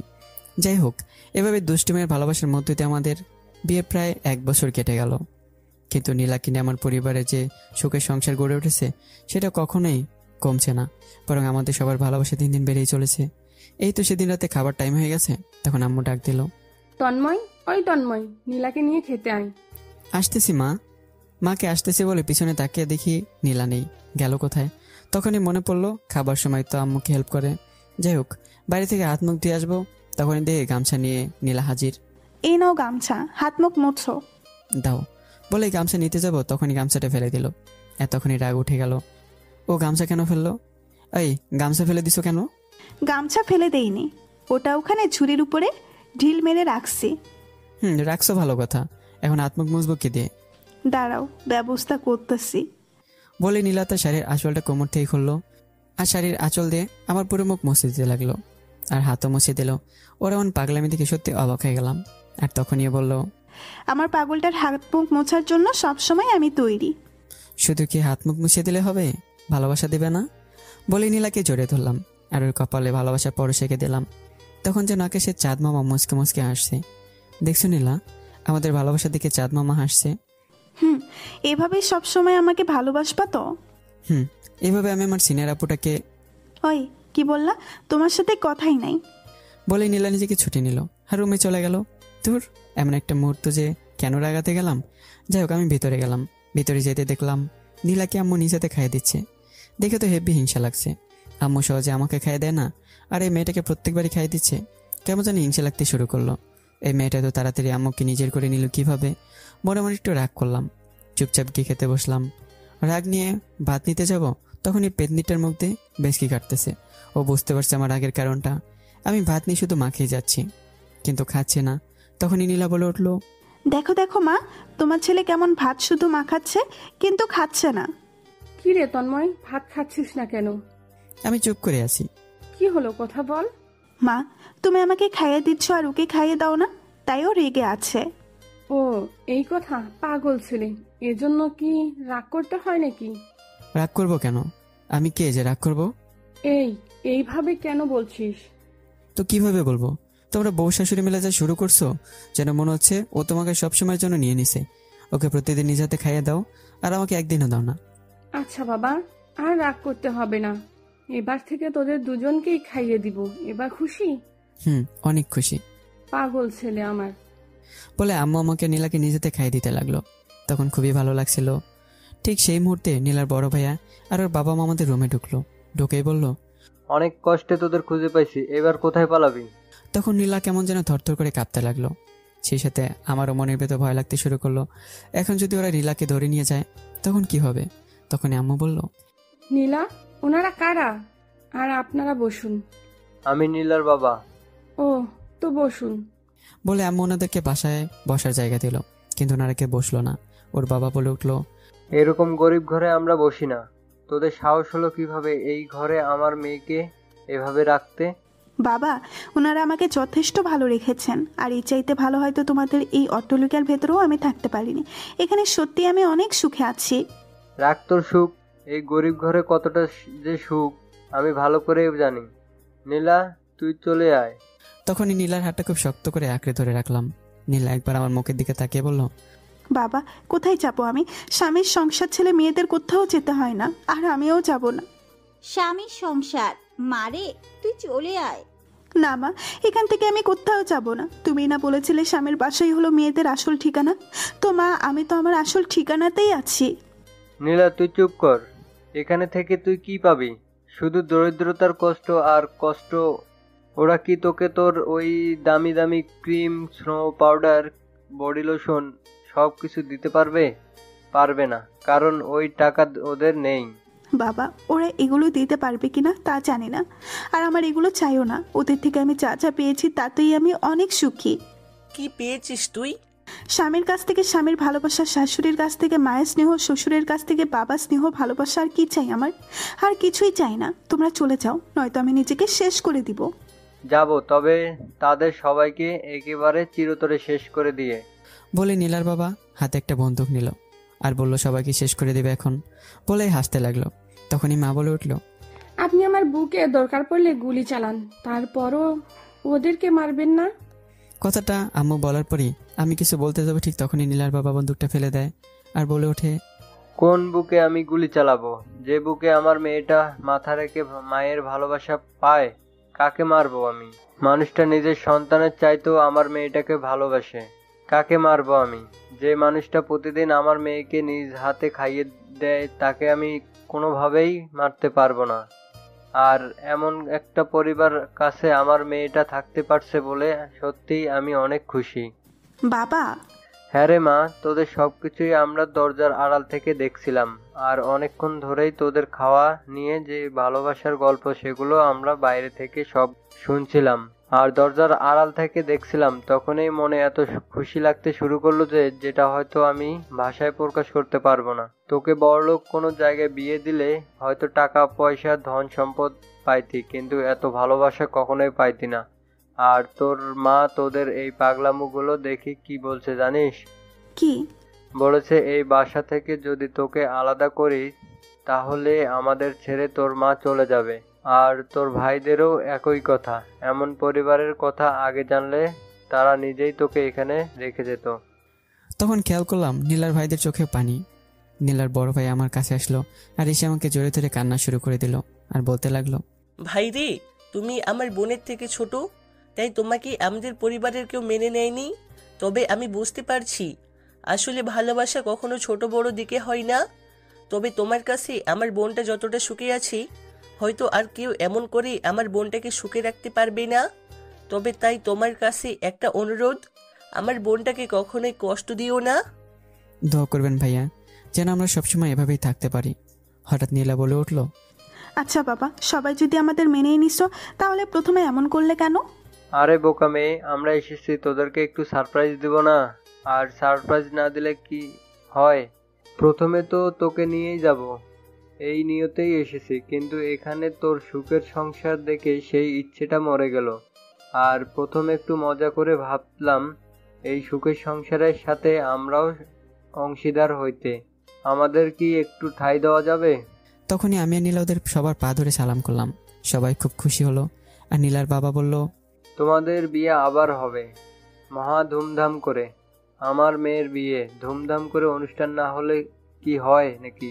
তারপর কিছুদিন পরে আমাদের প্রথম বিবাহবার্ষিকীতে আমাদের আবার অনেক ধুমধাম করে বিয়ে দেওয়া হয়।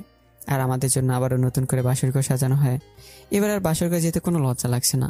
ভেতরে যেতে প্রথমবারের মতোই নীলা আমার পায়ে হাত দিয়ে সালাম করলো।